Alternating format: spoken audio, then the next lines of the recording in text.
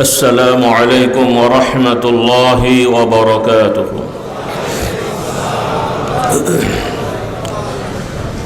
إن الحمد لله نحمده ونستعينه ونستغفره ونؤمن به ونتوكل عليه ونعوذ بالله من شرور أنفسنا ومن سيئات أعمالنا. من يهده الله فلا مضل له ومن يضلله فلا هادي له، وأشهد أن لا إله إلا الله وحده لا شريك له، وأشهد أن محمدًا عبده ورسوله صلى الله عليه وعلى آله وأصحابه وبارك وسلم. أما بعد، فإن أصدق الحديث كلام الله، وخير الهدي هدي محمد صلى الله عليه وسلم، وشر الأمور محدثاتها، وكل محدثة بدعة، وكل بدعة ضلالة. ثم أما بعد، فأعوذ بالله من الشيطان الرجيم. بسم الله الرحمن الرحيم. يا أيها الذين آمنوا اذكروا الله ذكرا كثيرا وسبحوه بكرة وأصيلا। সকলে আসুন, নিয়মতান্ত্রিকতায় আমরা সকলে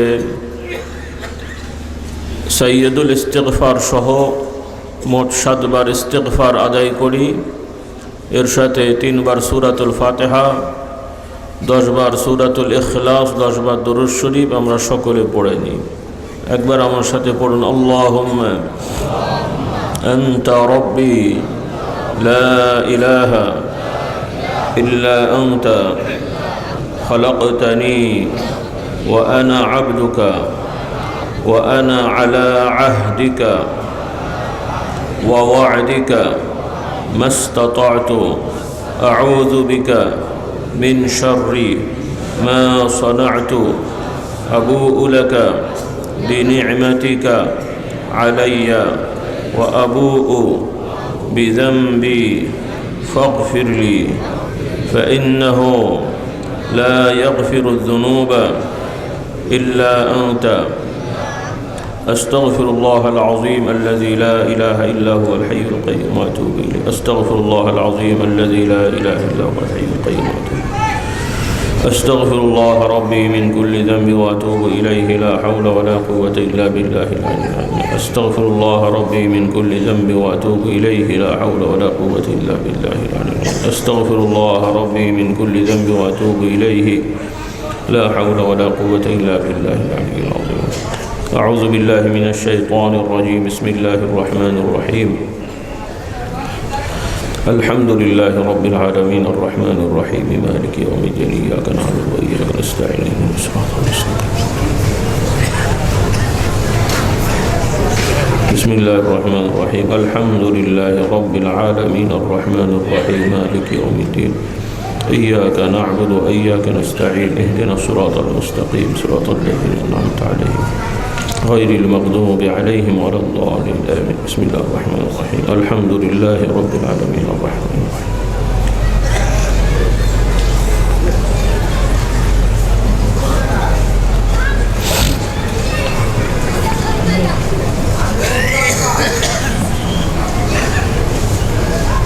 بسم الله الرحمن الرحيم. قل هو الله أحد الله الصمد لم يلد ولم يولد ولم يكن له.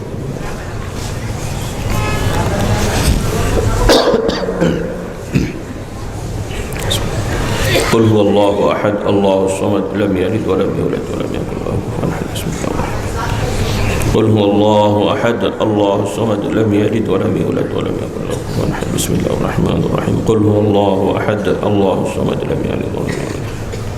بسم الله الرحمن الرحيم. قل هو الله أحد الله الصمد لم يلد ولم يولد ولم يكن له. قل هو الله أحد الله الصمد.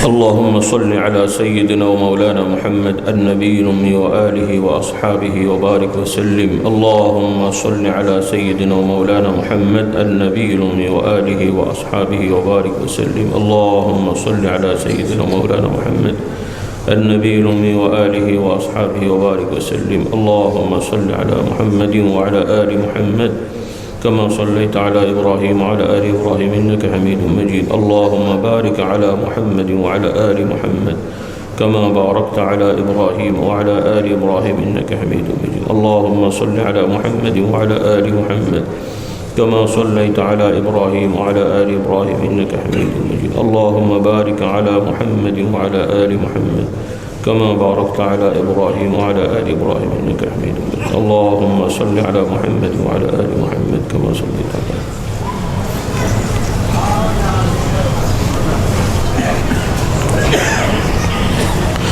اللهم صل على سيدنا ومولانا محمد معادن الجود والكرم وآله وأصحابه وبارك وسلم. اللهم صل على سيدنا ومولانا محمد سيد المرسلين وعلى آله وأصحابه وبارك وسلم. اللهم صل على سيدنا ومولانا محمد سيف الله القاطع وآله وأصحابه وبارك وسلم. مشكل بري اللهم أجرني من النار، اللهم أجرني من النار، اللهم أجرني من النار، اللهم أجرني من النار، اللهم أجرني من النار، اللهم أجرني من النار.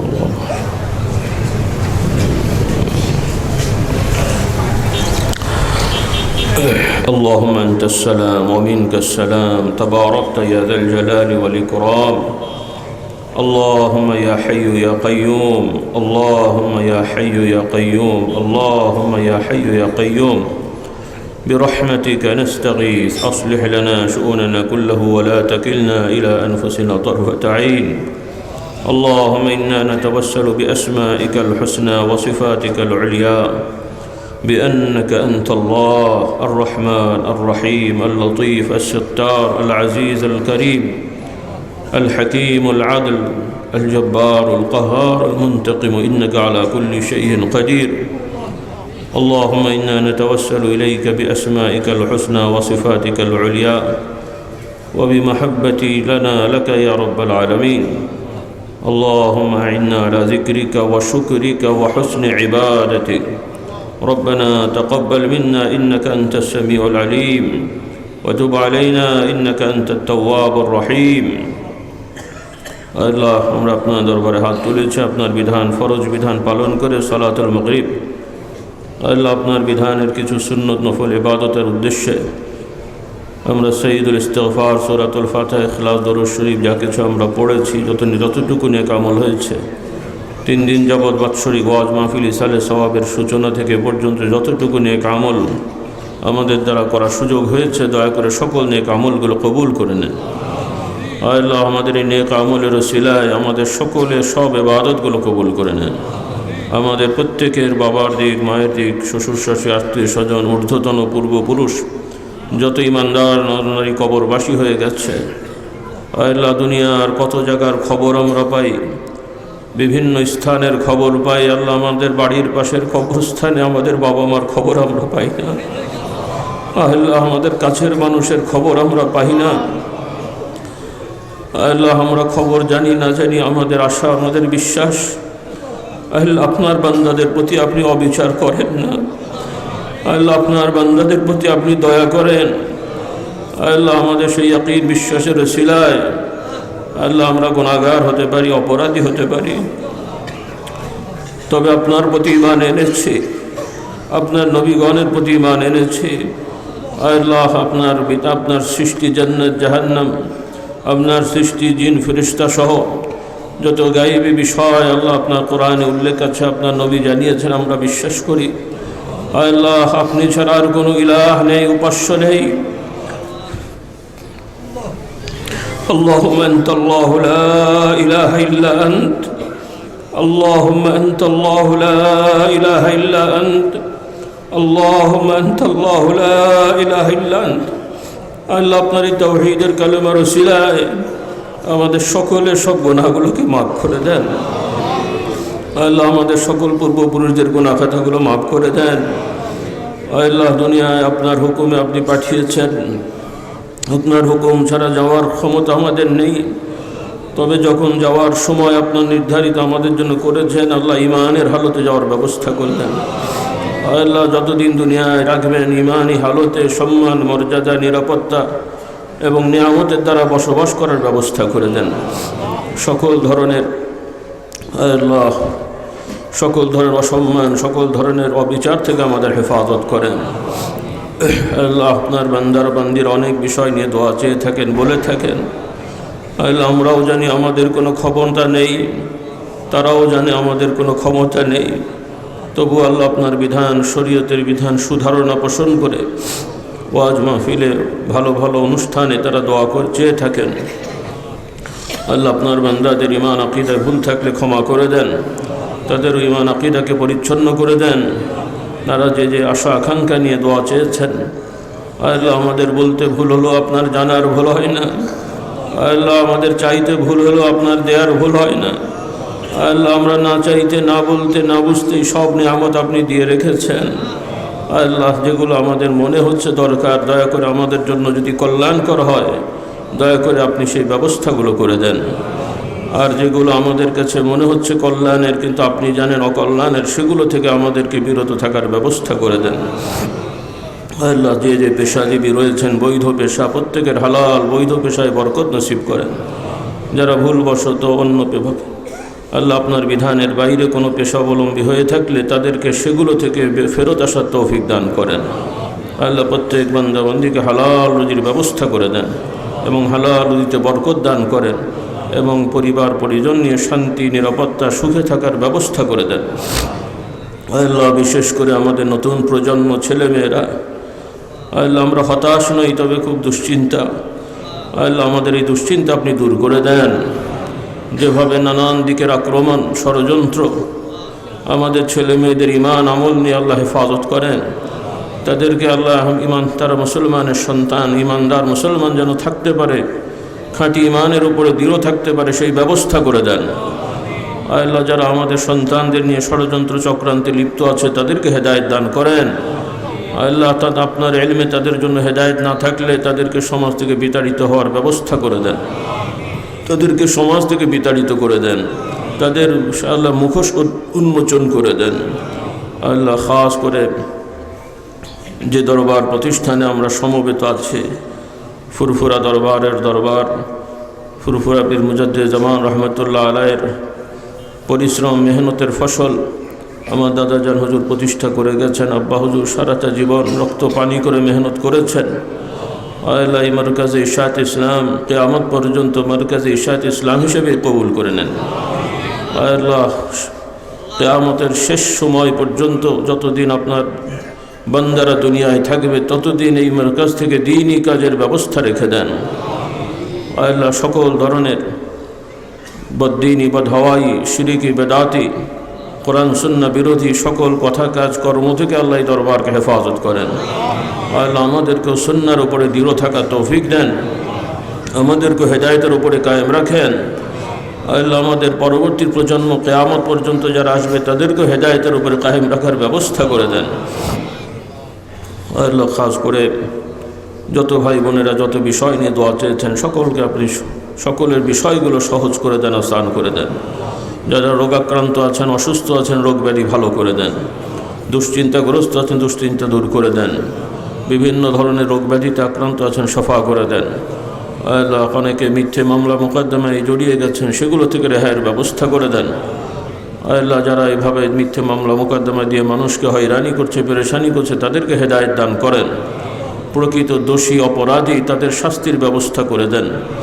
আল্লাহ এই রাষ্ট্রীয় সকল বিভাগের যত দায়িত্বশীল রয়েছেন বিভিন্ন পর্যায়ের পর্বের, সবাইকে সততা, নিষ্ঠা, ন্যায় নীতি, ইনসাফের সহিত দায়িত্ব পালন করার তৌফিক দেন।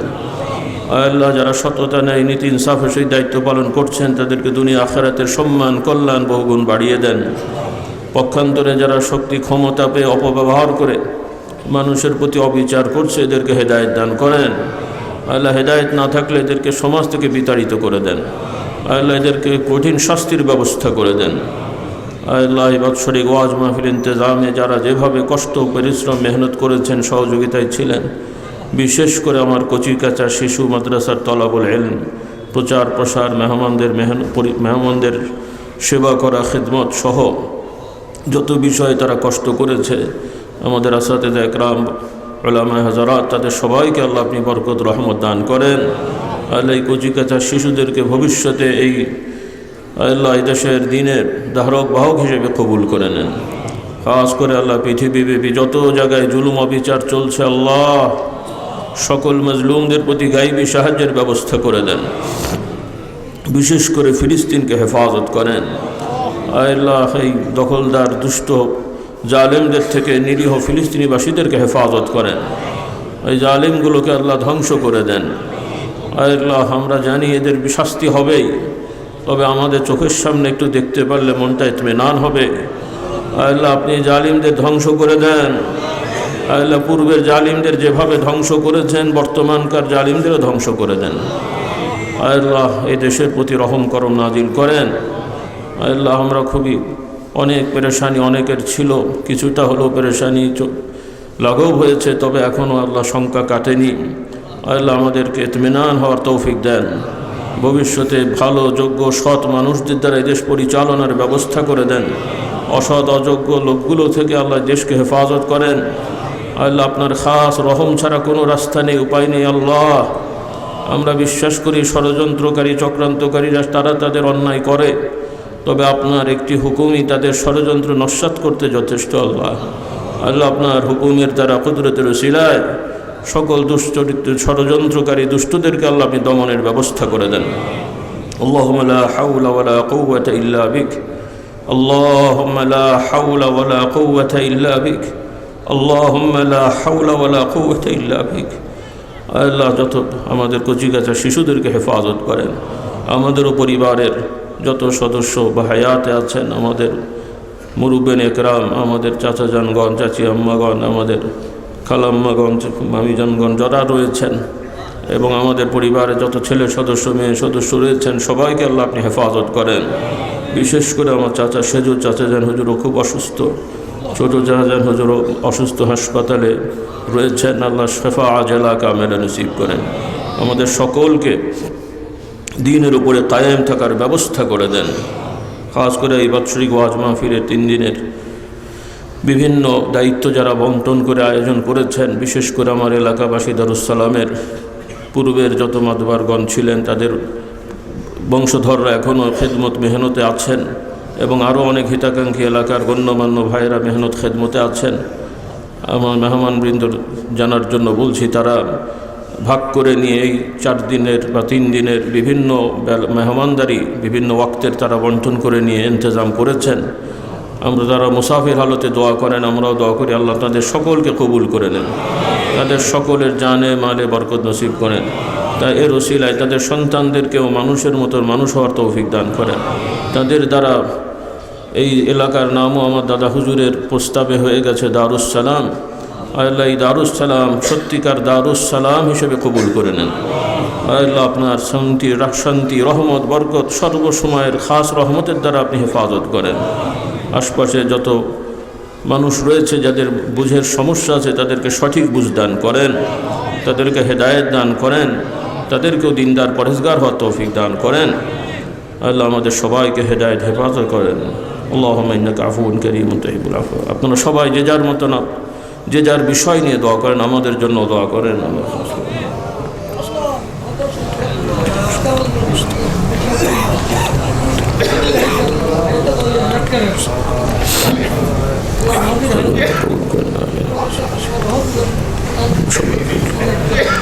আমিন। আল্লাহুম্মা খাস করে আল্লাহ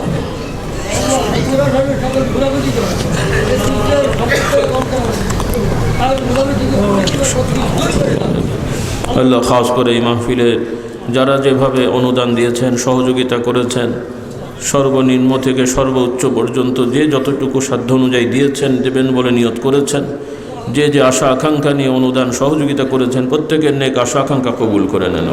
প্রত্যেকের পরিবার পরিজনকে আল্লাহ এর রহমত বরকতে রাখেন, বিপদ আপদগুলো কাটিয়ে দেন। ربنا اغفر لنا ولآبائنا ولأمهاتنا ولأجدادنا ولجداتنا ولمشايخنا ولأساتذتنا ولمن له حق علينا ولجميع المؤمنين والمؤمنات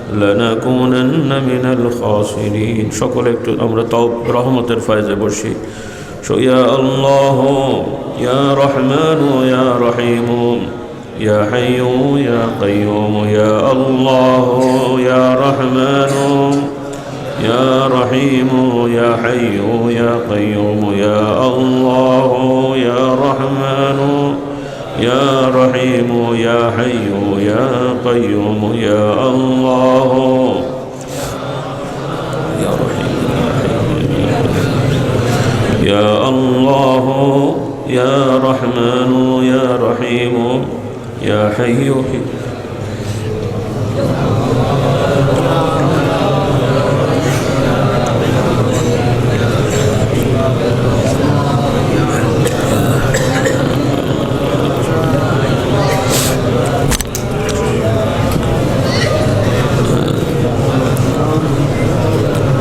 الله أكبر حسبنا الله ونعم الوكيل نعم المولى ونعم النصير حسبنا الله ونعم الوكيل نعم المولى ونعم النصير حسبنا الله ونعم الوكيل نعم المولى ونعم النصير حسبنا الله ونعم الوكيل نعم المولى ونعم النصير حسبنا الله ونعم الوكيل نعم المولى ونعم النصير حسبنا الله ونعم الوكيل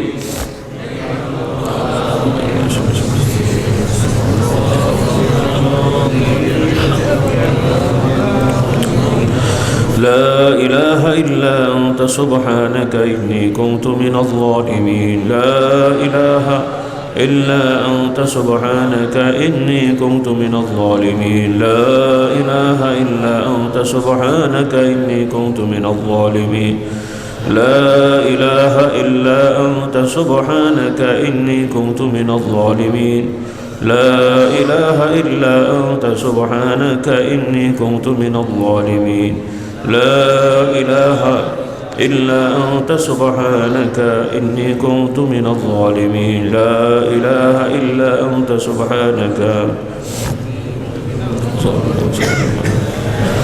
إنا لله وإنا إليه راجعون إنا لله وإنا إليه راجعون إنا لله وإنا إليه راجعون إنا لله وإنا إليه راجعون إنا لله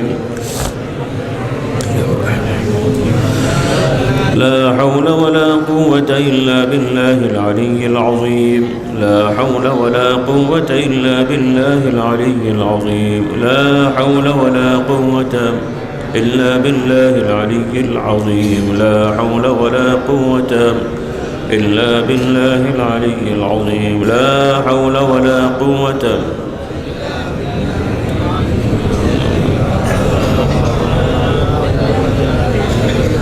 الله أكبر الحمد لله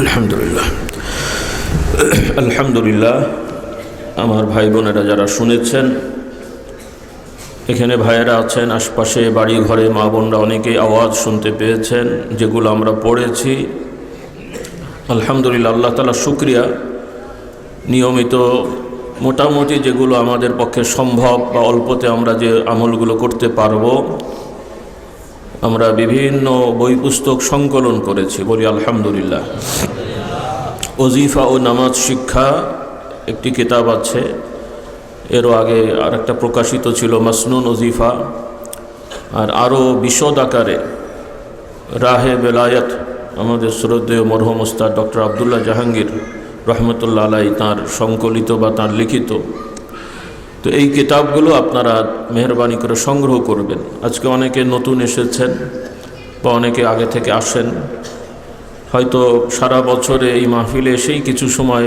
এইভাবে জিকির করা হয় অনেকের, আবার কেউ কেউ হয়তো মাসে 2-1 বার করেন। তো আমরা চেষ্টা করব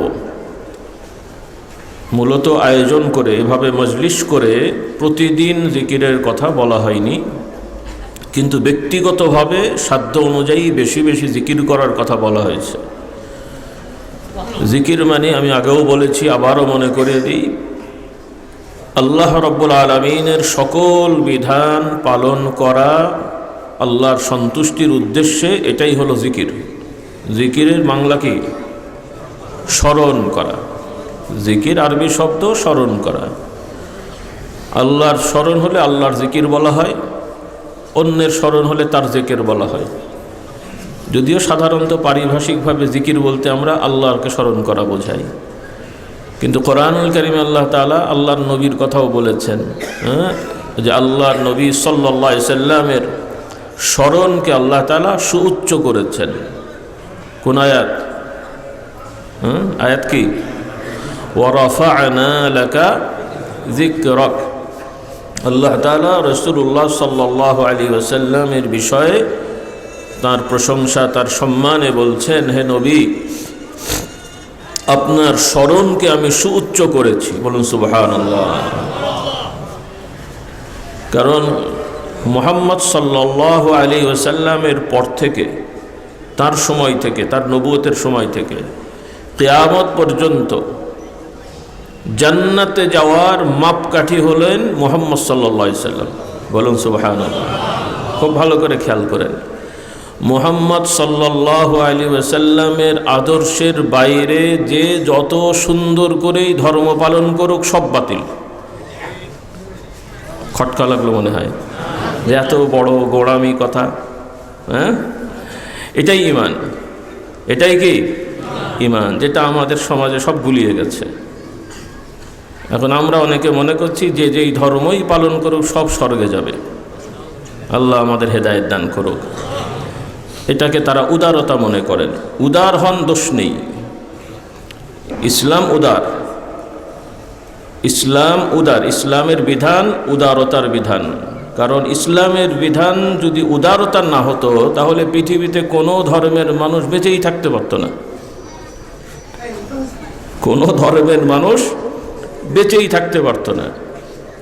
কারণ আল্লাহ তাআলার আইনের বাইরে গেলেই আল্লাহ তাআলা অক্সিজেন বন্ধ করে মেরে ফেলতে পারতেন। এখন ওইটাই অন্যরা বলে যে আমরা যদি অপরাধ করি তো আল্লাহ শাস্তি দেয় না কেন? বলেন নাউজুবিল্লাহ। এটাই তাদের দলিল আর কি, এটাই তাদের দলিল। কিন্তু আল্লাহ তাআলা দুনিয়ার একটা বিধান রেখেছেন যে নির্দিষ্ট সময় পর্যন্ত এই পৃথিবীটাকে রাখবেন, তবে এটা চলতে থাকবে তা না, কিন্তু ওই ততদিন পর্যন্ত আল্লাহ তাআলা নির্ধারণ করে রেখেছেন কত মানুষ আসবে, নারী পুরুষ, নাকি আল্লাহ তাআলা জানা নাই? আল্লাহর জ্ঞানের বাইরেই মনে হয় জন্ম হয়ে যাবেন আপনারা। আগে ইসলামটা ভালো করে বুঝে নিতে হবে। আমার যুবক যুবতী ভাই বোনেরা, সমাজ সচেতন যারা আছেন, আফসোস হলো আমাদের সমাজের একটা বড় অংশ মানুষ তারা ইসলামকে ভালোবাসে, কিন্তু ইসলাম শিখতেও চায় না, বুঝতে চায় না। তারা বিভিন্ন দেশের কৃষ্টি কালচারে তারা অভ্যস্ত, বিভিন্ন ধর্মের বা ধর্মহীন মানুষের বিদ্যা বুদ্ধিতে তারা অভ্যস্ত। কিন্তু আফসোস হলো অন্তত ওয়ান টেস্ট তুলনা করার জন্য যদি কোরআন হাদিস পড়তো তাও তো একটা কিছু হতো, সেটাও করতে চায় না। আল্লাহ তাআলা তাদেরকে বুঝদান করুন। এখন মুশকিল হয়েছে, তারা অন্যান্য মানুষদের লেখা পড়ে, অন্যান্য দেশের রাষ্ট্রবিজ্ঞান পড়ে, অন্যান্য দেশের সমাজবিজ্ঞান পড়ে, অন্যান্য দেশের ধর্ম দর্শন পড়ে, মানুষের চিন্তা কি বলে দর্শন পড়ে। এত কষ্ট করে পড়েন, অন্তত বিশ্বাস না হোক অন্তত মুসলমানরা বা আমরা মোল্লারা কি বলি কোরআনের রেফারেন্স দিয়ে একটু জানার জন্য তো পড়েন, জানার জন্য একটু পড়েন যে মোল্লারা কি সব বলে তাহলে একটু দেখি, তাও তো একটু বোঝা যেত, সেটাও তো করলেন না। এই জন্য আমার মুসলমান ভাই যারা নিজেদের দাবি করছেন, আলহামদুলিল্লাহ আমরা খুশি আপনারা মুসলমান থাকতে চান, কিন্তু প্রতিষ্ঠানের নিয়ম না মেনে আমি প্রতিষ্ঠানে থাকবো, কে রাখবে ভাই? হ্যাঁ, আপনি এক কোম্পানিতে চাকরি নিয়ে বলেন যে আমি চাকরি করব, আমি আমার মতন কাজ করব, আপনার নিয়মে না, আমাকে বেতন দিন, কে দেবে?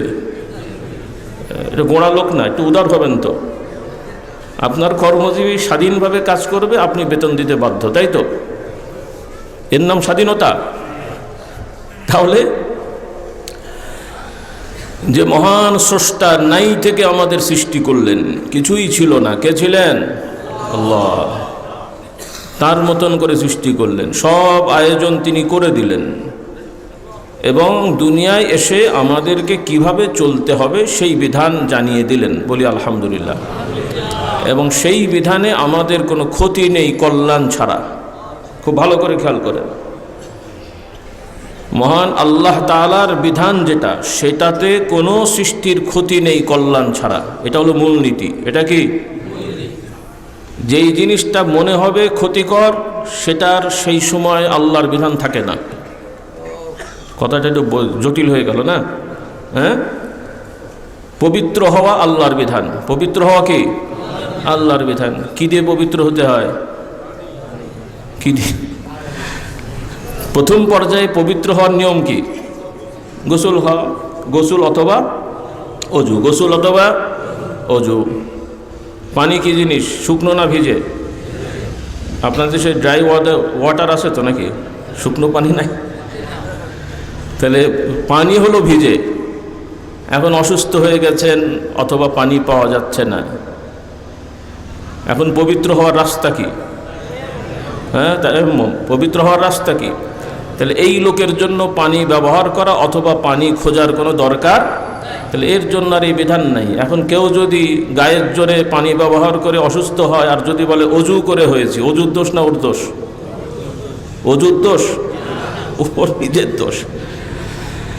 তাহলে ইসলামের যে বিধান দ্বারা মানুষ মনে করছে অকল্যাণ হচ্ছে, সেটা বুঝতে হবে হয় তাদের বোঝার সমস্যা অথবা বাস্তবায়নের সমস্যা। কারণ আল্লাহর বিধানের মূল নীতিই হচ্ছে মানুষের কল্যাণ, মানুষের কল্যাণ। বলুন সুবহানাল্লাহ। শুধু মানুষ বললে আবার বেয়াদবি হবে, সৃষ্টির কল্যাণ। বলুন সুবহানাল্লাহ। সকল সৃষ্টির কল্যাণ কামনা শুধু না, কামনা তো মুখে সবাই বলে, কে না বলেছে রে ভাই? এদেশে কত মানুষ কত কিছু হয়ে গেছে, যারা করেছে তারাও তো বলে আইনের শাসন, ন্যায় বিচার, কত সুন্দর সুন্দর মিষ্টি মিষ্টি কথা সবাই বলেছে। তো শুধু কামনা বাসনার মুখের কথা না, বাস্তবায়ন যেটা আল্লাহ তাআলার নবী রাসূলগণ সমাজে করে দেখিয়েছেন, বলি আলহামদুলিল্লাহ। এই জন্য আমার যুবক যুবতী ভাই বোনেরা, ছাত্র ছাত্রী ভাই বোনেরা খুব দৃঢ়তার সহিত, এটা শুধুমাত্র আমরা বলছি হুজুররা বলে হতেও পারে নাও পারে এরকম না, এটাকে দৃঢ়তার সহিত বিশ্বাস করতে হবে। কোনো দ্বিধাদ্বন্দ্ব সংশয় রাখা যাবে না। প্রথম মানুষ সবাই আমরা জানি আদম আলাইহিস সালাম। আদম আলাইহিস সালামকে আল্লাহ তাআলা শিক্ষা দিয়েছেন, সেই শিক্ষাই হলো আল্লাহর বিধান। আল্লাহ তাআলা আদম আলাইহিস সালামের পরে নূহ আলাইহিস সালামকে নবুয়ত দিয়েছেন। এরপরে নূহ আলাইহিস সালামের পরে ধারাবাহিক বিভিন্ন বংশ পরিবারে গোত্রে আল্লাহ তাআলা নবী রাসূল পাঠিয়েছেন। সবাই আল্লাহর আইন নিয়ে এসেছেন। কার আইন? তো নবী অনেক, কিন্তু আল্লাহর পক্ষ থেকে দিন এক, ধর্ম এক। এখন এই আল্লাহর প্রদত্ত দিন, নবী রসুলের বিধানের বাইরে যারা চলে, এগুলোই হচ্ছে অন্য ধর্ম, বিভিন্ন ধর্ম। এজন্য আমাদেরকে দৃঢ়তার সহিত বিশ্বাস করতে হবে, ইসলাম ছাড়া যত ধর্ম, মত, মতাদর্শ, যাই বলি, আইডিওলজি, সবই হচ্ছে বিভ্রান্ত এবং গোমরাহি। তাদের মধ্যে ভালো আছে, কিন্তু যা ভালো আছে এবং যা খারাপ আছে, ওই খারাপ যা হয় তাতে ওই ভালোর নামগন্ধ থাকে না, মিলান হয়ে যায়। আল্লাহ তাআলা কোরআনের কিছু কিছু বিধান, আল্লাহ তাআলা যখন বিধান দিয়েছেন, কিছু কিছু হারাম বিধান জানিয়ে আবার এটার ভালো মন্দটাও আমাদের শেখানোর জন্য, বোঝার জন্য বলেছেন। যেমন মদ, সবাই জানি এটা হারাম। ইসলামে শুধু না, সব নবী রসুলের বিধানেই মদ হারাম ছিল। সব নবী রসুলের বিধানে কি, শুধু মুহাম্মদ সাল্লাল্লাহু আলাইহি ওয়াসাল্লামের সময় না, সব নবী রসুলের বিধানেই মদ হারাম ছিল। কিন্তু সব সমাজের মানুষেরাই মদ দ্বারা সামাজিক কিছু উপকার ভোগ করেছে। এখন যখনই নবীরা বলেন মদ হারাম, খাওয়া যাবে না, তখনই মানুষের মধ্যে চিন্তা হয় আমাদের তো উপকার হয়, ইনকাম হয়, অথবা একটু টেনশন দূর হয়, বা কি হয় বাবা আমি তো আর খেয়ে দেখিনি, যারা হয় তারা বোঝে আর কি। তো এখন রাসূলুল্লাহ সাল্লাল্লাহু আলাইহি ওয়াসাল্লাম যখন নবুয়ত দায়িত্ব পালন করলেন, আল্লাহ তাআলা মদের হুকুম দিলেন, মানুষ এত ব্যাপকভাবে অভ্যস্ত ছিল যে আল্লাহ তাআলা তিনি তার মতন করে বিধানটাকে পর্যায়ক্রমে দিয়েছেন। যাই হোক, সংক্ষেপ কথা। তো সেখানে মদ আল্লাহ তাআলা নিষেধ করে দিয়ে আবার এটাও বললেন, হ্যাঁ এই মদ আমি হারাম করলাম, নিষেধ করলাম, তবে এর মধ্যে অনেক ভালো কল্যাণও আছে, তবে কল্যাণের তুলনায় অকল্যাণ বেশি। 1000 টাকা দিয়ে মাল কিনে বসেছেন, লাভ হচ্ছে, কিন্তু হিসাব করে দেখলেন গড়ে লোকসান। কে এই ব্যবসা করবেন? কে করবেন? কারণ ভালো ব্যবসায়ীদের কাছে টার্গেট অনুযায়ী লাভ করতে না পারাও লোকসান। কি বলেন? যারা ভালো ব্যবসায়ী তাদের কাছে টার্গেট অনুযায়ী লাভ করতে না পারলেও কি লোকসান, আর পুঁজি গেলে তো আরো লোকসান। কাজেই যেই উপকার হারাম কাজগুলোর মধ্যে আছে, এখন আমাদের সমাজের অনেক বড় বড় ব্যাধি, যেগুলো আধুনিক মানসিকতার মানুষ যাদের নিজেদেরকে বলে আর কি, প্রচলিত বাংলায় সুশীল সমাজ, এরপরে সচেতন মহল, আরও কত সুন্দর সুন্দর নাম তারা নিজেদের জন্য চয়েস করে আর কি। তারা সুশীল, তারা সচেতন, আর আমরা হলাম অচেতন, মৌলবাদী, গোয়াট, হ্যান ত্যান, কত কিছু। এখন তাদের সুশীলতার কারণে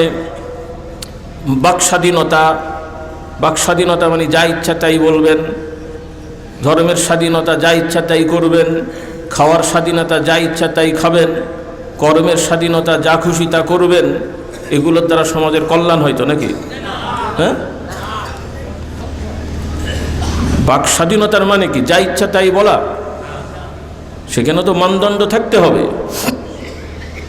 যিনি বাক স্বাধীনতার কথা বললেন যে আমরা বাক স্বাধীনতা চাই, হ্যাঁ, ফ্রি অফ কি বলে স্পেস নাকি, ফ্রিডম অফ স্পেস, ভালো কথা। ওনার সামনে যে 14 গোষ্ঠী তোলে গালাগালি করেন, তো চুপ থাকবে তো নাকি? কিছু একটা করবে তো নাকি? তখন বলতে হবে আপনি এরম করছেন কেন? আমাকে গালি দিতে, আমারটা আমি দিচ্ছি, আপনি গায়ে লাগাচ্ছেন কেন? কান বন্ধ করে রাখেন। তাহলে বাক স্বাধীনতার মানে এমন নয় যে সমাজে অন্যান্য কোনো মানুষকে ডিস্টার্ব করা। ইসলাম হক, আল্লাহর বিধান সত্য, তথাপি আল্লাহ তাআলাও দাওয়াত দিতে যেও না হক মানুষগুলোকেও যেন আঘাত না হয়, তারা যাতে ভুল না বোঝে, বা তারা যেন খেপে না যায়, বা খেপে যে উল্টো না করে, এজন্য আল্লাহ তাআলা আবার বিধান দিলেন। না হককে না হক বলতে হবে, কিন্তু এমনভাবে বলা যাবে না যে তাদের মধ্যে মানে কি বলে রিয়াকশন হয়। এই জন্য আমরা সবাই জানি সব থেকে বড় অপরাধ কি? সব থেকে বড় অপরাধ কি? একটু ভাইরা বলেন, আপনারা জানেন? শিরিক। সব থেকে বড় অপরাধ শিরিক। আর শিরিক করা হয় সাধারণত, শুরু হয়েছে নবী রসুলদের দ্বারা, মানে নাউজুবিল্লাহ, মানে নবী রসুলদেরকে কেন্দ্র করে যত শিরিক চালু হয়েছে নবী রসুলগণদেরকে কেন্দ্র করে, নবী রসুল, আউলিয়া, বুজুর্গ, ভালো মানুষদের দ্বারা, এর সাথে অন্যান্য কিছু সৃষ্টি, হ্যাঁ, অনেক বড় গাছ, অনেক বড় পাহাড়, অনেক বড় গুহা ইত্যাদি ইত্যাদি। এরপরে খুব চিন্তাবিদ, দার্শনিক, চিন্তা করতে করতে আর চিন্তার শেষ নেই, শেষ পর্যন্ত তারা তাদের দেবতা বানিয়ে ফেললো, যার কাছে আশ্রয় চাইবে, সাহায্য চাইবে, বলছে এই জিনিস দ্বারা আমরা সৃষ্টি হয়েছি, এটাও আমাদের দেবতার নাম বলা গেল না। কি বুঝেছেন না বোঝেন নাই? সেটাও পুজো করে। আল্লাহ এদেরকে দায়িত্ব দান করো। তারপরে তো গরু, ছাগল, মা, খালা, কত কিছু হয়ে গেল। তাদের মতন করে গরু দুধ দেয়, এজন্য মা। তা আমরা বলবো ভাই তাহলে মহিষকে কি বলবেন? সেও তো দুধ দেয়, তাহলে খালা। ছাগলও তো দুধ দেয়, ফুফু। মুরগি ডিম দেয়, এখন কি মামি? আচ্ছা, যাই হোক, তারা তাদের মতন করে বলে। আল্লাহ তাদের বুঝদান করুন। হ্যাঁ, দর্শন হতে হতে কোথায় চলে গেছে। তো আল্লাহর ওয়াহির বাইরে যদি কেউ বেশি চিন্তা করে, তাহলে অন্যরা তাকে দার্শনিক বললেও আমাদের কাছে এগুলো উন্মাদ, পাগল। আমাদের কাছে এরা উন্মাদ, পাগল। গালাগালি করছে না, মারধরও করবো না, ট্রিটমেন্ট করা লাগবে। কি করা লাগবে? ট্রিটমেন্ট করা লাগবে। আল্লাহ তাআলা এদেরকে সুস্থ করে দেন। তাহলে সব থেকে বড় অপরাধ শিরিক করা, এবং যারা শিরিক করে যেই জিনিস নিয়ে তারা সম্মান করে, এজন্য আল্লাহ রাব্বুল আলামিন শিরিক থেকে মুক্ত হওয়ার জন্য দাওয়াত দেওয়ার হুকুম দিয়েও আবার আল্লাহ তাআলা বললেন, ওরা যে বিষয়গুলো ইবাদত করে, পুজো করে এবং উপাসনা করে তাদেরকে তোমরা গালাগালি করো না। কি করো না? গালাগালি করো না। কারণ ওদেরকে গালাগালি করলে এরা আবার এমনি তো শিরক করছে এরা আবার গায়ের জোরে গলার জোরে রিয়াকশন করে নাউজুবিল্লাহ, আল্লাহ তো মানে আমরা তো আল্লাহর কথা বলছি, তারা আল্লাহকে গালাগালি শুরু করে দেবে নাউজুবিল্লাহ। তাতে করে কি হবে? আল্লাহর ক্ষতি হবে, আমাদের ক্ষতি হবে। কার ক্ষতি হবে? ওদের ক্ষতি হবে। আমরা চাই না ওদের ক্ষতি হোক, আমরা চাই না ক্ষতি হোক, আমরা চাই ওরা ভালো হোক। বলুন সুবহানাল্লাহ। কোনো ভালো সুস্থ ডাক্তার চাইবে না রোগীর ক্ষতি হোক। আল্লাহ তাআলাও বান্দার ক্ষতি চান না, বান্দার কল্যাণ চান। সেজন্য আল্লাহ তাআলা বিধান দিয়েছেন। কিন্তু শয়তানের প্ররোচনায় মানুষেরা বিভিন্ন শিরকি কর্মকাণ্ড করে, নিজেদের মতন করে বানিয়ে ইবাদত বন্দেগী করে। এজন্য আল্লাহ রাব্বুল আলামিন আমাদেরকে সাবধান করে দিলেন যে আল্লাহ তাআলার পক্ষ থেকে নির্ধারিত দিন ধর্ম একটাই, তার নাম কি? ইসলাম। এটা শুধু মুহাম্মদ সাল্লাল্লাহু আলাইহি সাল্লামের দ্বারা না, সব নবীদের ধর্ম বলেছি আমি, নাকি অন্য কিছু বলবো? আপনারা আমাকে মনে করিয়ে দিন, কারণ ইদানিং এটা নিয়েও দেখি অনেক কথা কেউ বলছে বা লিখছে। আমি তো তার মাথা মুন্ডু পাইনি এখন পর্যন্ত, যতটুকু ঘেটেছি যে এগুলো গ্রহণযোগ্য কথা না। কিন্তু কেন বলছে তারা জানি না, কারণ এখন শোনা যাচ্ছে কেউ বলছে ইসলাম কোনো ধর্ম না, ইসলাম হচ্ছে না। তারাও খুব দার্শনিক মানুষ, তো বলছে ইসলাম হচ্ছে মতাদর্শ। তো ধর্ম কি জিনিস? ধর্মের মধ্যে মতাদর্শ আছে না ভাই? কি সব বলে না বলে। তাহলে অনুবাদ কি করবেন?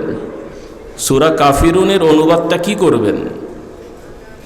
তারা বলছে যে আল্লাহ তাআলা কোরআনে বললেন, অমুসলিমরা রাসূলুল্লাহ সাল্লাল্লাহু আলাইহি ওয়াসাল্লামের কাছে প্রস্তাব দিল। অনেক কথা তো আপনারা জানেন। মোট কথা এখানের মূলনীতি, তারা বলল যে হে নবী বা হে মুহাম্মদ সাল্লাল্লাহু আলাইহি ওয়াসাল্লাম, অনেকগুলো দফা তো আগে দিয়েছে, সব দফা তো বানচাল হয়ে গেছে। রাসূলুল্লাহ সাল্লাল্লাহু আলাইহি ওয়াসাল্লাম তাদের কোনো বিষয়ই প্রস্তাবই তিনি গ্রহণ করেননি, বৈষয়িক প্রস্তাব। রাসূলুল্লাহ সাল্লাল্লাহু আলাইহি ওয়াসাল্লাম যখন দাওয়াত দেওয়া শুরু করলেন, প্রস্তাব এসেছিল না? কি প্রস্তাব? প্রথম প্রস্তাব কি মনে আছে? প্রথম, দ্বিতীয়, তৃতীয় কি? আচ্ছা, যখন রাসূলুল্লাহ সাল্লাল্লাহু আলাইহি ওয়াসাল্লাম দাওয়াত শুরু করলেন যে হে মানুষেরা, আল্লাহ তাআলা আমাকে নবী করে পাঠিয়েছেন এবং আল্লাহ তাআলা আমাকে হুকুম দিয়েছেন তোমাদেরকে বলার জন্যে যে তোমরা এই কথা পড়ো বা এই কথা বলো। এই কথা বলো বললে কি হবে? এটা তো নীতিবাক্য, শুধু মুখের বলা তো না, শপথ বাক্যর মতন আর কি, যে এই কথাই তোমরা শপথ নাও। আইয়ুহান নাস কুলু লা ইলাহা ইল্লাল্লাহ, হে মানুষেরা তোমরা বলো আল্লাহ ছাড়া সত্যিকার অর্থে আর কোনো উপাস্য নেই, তাহলে তোমরা সফল হয়ে যাবে। কি হয়ে যাবে? কারণ তারা তো সফলতা চায়, দুনিয়া আখেরাতের সফলতা চায়। সন্তান নাই, সন্তান চায়, সেজন্য মক্কা শরীফের মূর্তিগুলোর কাছে নওজুবিল্লাহ, মক্কা শরীফের পবিত্র মূর্তি নাকি? হ্যাঁ, আবার দেখেন আবার কদিন পরে হুজুররা তাই বলবে যে কাবা শরীফের মধ্যে রাখা আছে পবিত্র নিশ্চয় নাকি? আল্লাহ মাফ করুক। তো মক্কা শরীফের, কাবা শরীফের মূর্তিগুলো পুজো শুরু করে। সন্তান হয়নি, তারা ওই মূর্তির সামনে যে দুই রকমের সিস্টেম, একটা হলো মূর্তির কাছে চাওয়া, বিশ্বাস করা এই মূর্তির আত্মা জানবে, আল্লাহর কাছে চেয়ে বলে দেবে, আর একটা হলো তাদের দোহাই দিয়ে বলা, এই রকম নানান কিছু। তো রাসূলুল্লাহ সাল্লাল্লাহু আলাইহি ওয়াসাল্লাম প্রথম দাওয়াতটাই দিলেন, যেটা কোরআনুল কারীম এসেছে। আল্লাহ রাব্বুল আলামিন বলেন, কুল ইন্নামা আনা বাশারুম মিসলুকুম ইউহা ইলাইয়া আন্নামা ইলাহুকুম ইলাহুন ওয়াহিদ। আল্লাহ তাআলা বললেন, হে নবী আপনি বলে দেন, কুল ইন্নামা আনা বাশারুম মিসলুকুম, নিশ্চয়ই অবশ্যই আমি তোমাদের মতনই মানুষ। তবে আমার প্রতি ওহী এসেছে, আল্লাহ তাআলার পক্ষ থেকে আমার কাছে সংবাদ এসেছে, জ্ঞান এসেছে, ইউহা ইলাইয়া আন্নামা ইলাহুকুম ইলাহুন ওয়াহিদ, তোমরা যার উপাসনা করবে, যাকে উপাস্য বানাবে, অর্থাৎ তোমাদের যত প্রয়োজনে যত সমস্যা যার কাছ থেকে সমাধানের আশা করবে এবং যিনি এই সমাধান করতে পারেন সেই সত্তা হলেন একক। সুবহানাল্লাহ। সেই সত্তাকে একক সত্তা। এখানে আবার ভাষাগত কিছু জটিলতা আছে, আপনাদের অত জটিলতাই পাঠাবো না। এক বললেও আবার দুই বা একের নিচে শূন্য বোঝায়, একক বলা হয় বাংলায়, সংখ্যার দিক থেকে না, কারণ আল্লাহ তাআলা ব্যতিরেকে কেউ নাই, সেই দিক থেকে তিনি একক। বলুন সুবহানাল্লাহ। ইলাহুকুম ইলাহুন ওয়াহিদ, আল্লাহু আহাদ।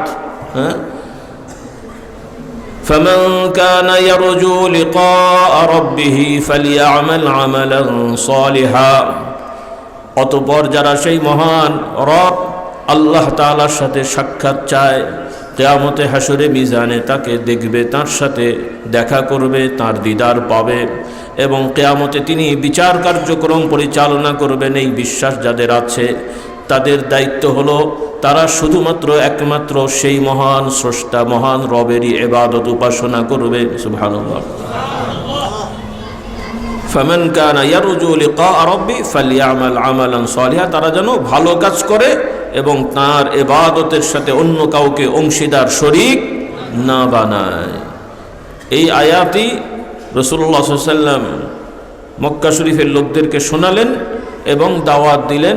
হাদিসের বর্ণনা এসছে তিনি পাহাড়ে উঠে, উঁচু জায়গায় আর কি, পাহাড়ে মানে উঁচু জায়গা, মানে ওখানকার কাবা শরীফ তো মাঝখানে, চারিদিক থেকে বা প্রায় 3 দিক থেকে পাহাড়ের মত পাহাড়, আর একদিকেও পাহাড় অত না হলেও উঁচু আছে।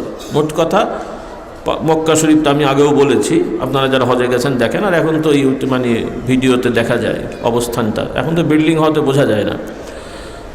তো তারা চারিদিকে বসবাস করত মক্কা শরীফের, কারণ মক্কা শরীফের বসতিদের বাসিন্দাদের অধিকাংশই হযরত ইসমাঈল আলাইহিস সালামের বংশের মানুষ। কোন বংশের? ইসমাঈল আলাইহিস সালাম।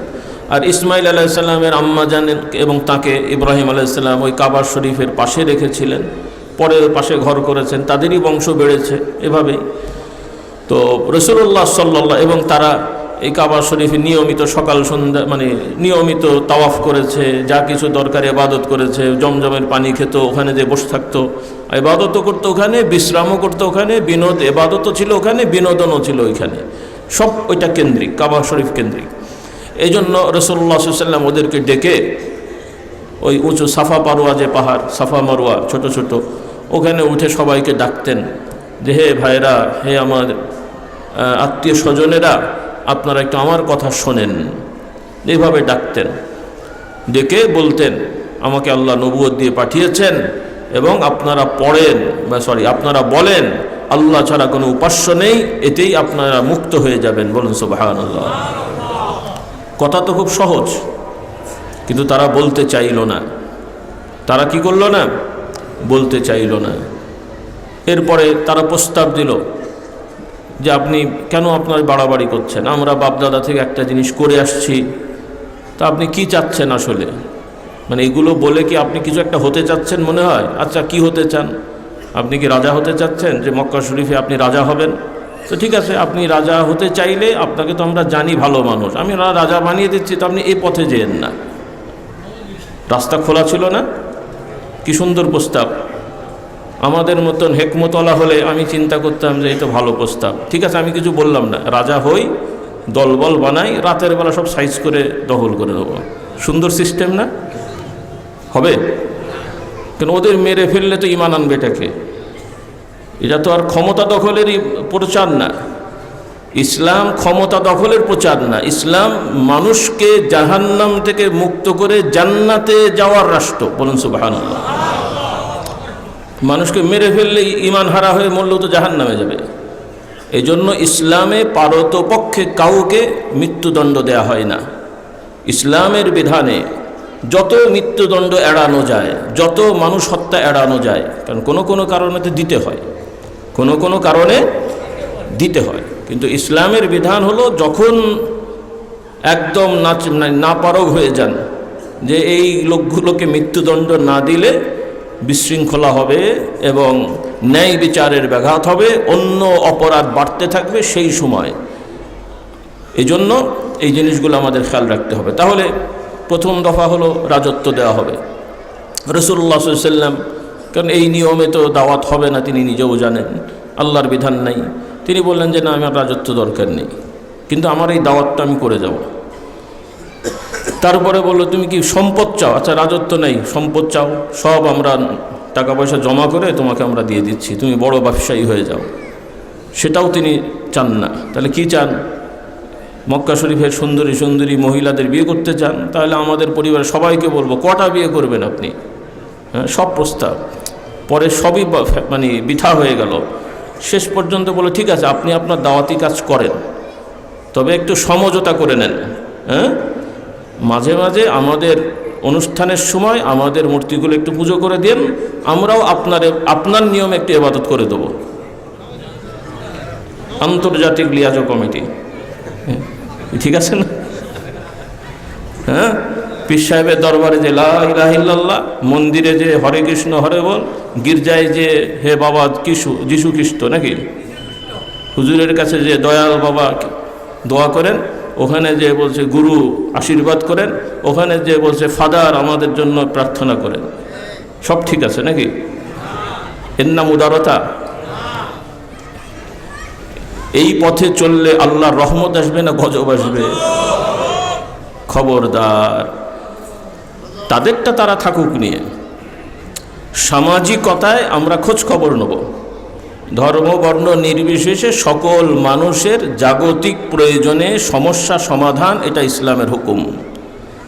হ্যাঁ, অমুসলিমদের মধ্যে যারা অসহায়, গরিব, দরিদ্র, তাদেরকে কি দান করতে নিষেধ করা আছে? বরং অমুসলিম হলেও দান করতে বলা হয়েছে। শুধু সাধারণ অমুসলিম না, শত্রুপক্ষের অপরাধী, শত্রুপক্ষের লোক অপরাধ করেছে, ধরা পড়েছে আমাদের কাছে, এই রকম অপরাধী শাস্তি হবে। শাস্তি যখন হবে হবে, কিন্তু যতদিন শাস্তি হচ্ছে না, কার্যকর হচ্ছে না, ততদিন যে তাকে বন্দি রাখা হচ্ছে, এই বন্দির সময়ও তাকে যারা খাবার খাওয়াবে, আল্লাহ তাআলা বলছেন এটাতেও তাকে সওয়াব দেওয়া হবে। ইসলাম শেখেন খুব ভালো করে, আমি বানিয়ে কথা বলছি না, কোরআনের কথা। ইমানদারদের বৈশিষ্ট্য আল্লাহ তাআলা কি বললেন? ইউতঈমুনা আত-তাআমা আলা হুব্বিহি মিসকিনাও ওয়া ইয়াতীমান ওয়া আসীরা। ইউতঈমুনা আত-তাআম আলা হুব্বিহি মিসকিনাও ওয়া ইয়াতীমান ওয়া আসীরা। আসীর বলা হয় বন্দি, যুদ্ধবন্দি, অপরাধী। ইসলামের আইনে কেউ অপরাধ করলে অপরাধ অনুযায়ী শাস্তি হবে, কিন্তু কোনো রকমের নির্যাতন এবং কোনো রকমের শাস্তির নামে অতিরঞ্জিত করা যাবে না। এটা ইসলামের মূল নীতি। কিন্তু আফসোস, আজকাল উল্লেখযোগ্য মুসলিম নামধারী যারা রাষ্ট্রনায়ক, রাষ্ট্রপতি, মানে রাষ্ট্র, অধিকাংশ ক্ষেত্রেই সেখানে ন্যায় বিচার নাই। আল্লাহ এদেরকে হেদায়েত দান করুক, এদেরকে হেদায়েত দান করুক। এমনকি কোনো দেশের কথা যারা দোহাই দেয় শরীয়তের আইনের, যতটুকু মাঝে মাঝে শোনা যায়, তো কিছু ভুলভ্রান্তি মানুষের হয়, কিন্তু এখন অনেক জায়গায় দেখা যাচ্ছে যে যারা শরীয়তের কথা বলে তারাও এমন এমন সিদ্ধান্ত নিচ্ছে বা বিচার করছে যেগুলো জুলুম। আল্লাহ তাআলা তাদেরকেও হেদায়েত দান করুন। তো আমরা মূল কথায় আসি। তো আল্লাহ রাব্বুল আলামিন বললেন যুদ্ধবন্দী তাদেরকেও যারা খাওয়াবে, ইমানদারদের প্রশংসা করেছেন যে এই ইমানদারদের বৈশিষ্ট্য, তারা এদেরকেও খাওয়ায়। বলি আলহামদুলিল্লাহ। এটা হলো ইসলামের মানবতা, এটা হলো কি ইসলামের মানবতা। তাহলে অমুসলিমদেরকে সহযোগিতা করা যাবে, তাদের ঘরবাড়ি ভেঙে গেলে তৈরি করে দেবেন, জামা কাপড় কিনে দেবেন, সামাজিক সব ধরনের সহযোগিতা ইসলামে বৈধ। কিন্তু তাদের কোনো ইবাদত, তাদের কোনো ধর্মীয়, তাদের ইবাদত যেটাকে বলা হয়, তাদের পুজো বা অর্চনা, প্রার্থনা, আরাধনা, এই ধরনের কোনো অনুষ্ঠানে অংশগ্রহণ করে তাদের সাথে একত্রতা করা এবং সেই সকল অনুষ্ঠানের কোনো খাবার দাবার খাওয়া, এটা সম্পূর্ণ হারাম। সম্পূর্ণ কি হারাম। এখন যদি একটা রাষ্ট্রে মুসলিম বেশি, তারাও আছেন, রাষ্ট্রের দায়িত্বশীলরা মুসলমান, তারা কি যাবেন না? হ্যাঁ, রাষ্ট্রের দায়িত্বশীলরা তাদের রাষ্ট্রীয়, সামাজিক বা তাদের বিভাগীয় দায়িত্বে তারা যাবেন, দায়িত্ব পালনের জন্য যাবেন, অংশগ্রহণের জন্য না। তাদের খোঁজ খবর নেবেন, প্রশাসন, নিরাপত্তা বাহিনী তাদের খোঁজ নেবেন যে আপনাদের কোনো সুবিধা অসুবিধা আছে কিনা, সামাজিক সমস্যা আছে কিনা, কেউ ডিস্টার্ব করলো কিনা, এগুলোর ব্যাপারে দেবেন, কিন্তু অংশগ্রহণ করা যাবে না। এটা হলো ইসলামের শিক্ষা। কারণ এটা যদি হতো আমাদের সহজ রাস্তা, তাহলে রাসূলুল্লাহ সাল্লাল্লাহু আলাইহি সাল্লামের কাছে এই রাস্তা খোলা ছিল কিনা? ওই যে প্রস্তাব, হ্যাঁ, রাসূলুল্লাহ সাল্লাল্লাহু আলাইহি সাল্লামকে আল্লাহ ওহী করে দিলেন, কুল ইয়া আইয়ুহাল কাফিরুন লা আ'বুদু মা তা'বুদুন ওয়া লা আনতুম আ'বিদুনা মা আ'বুদু ওয়া লা আনা আ'বিদুম মা আ'বাদতুম।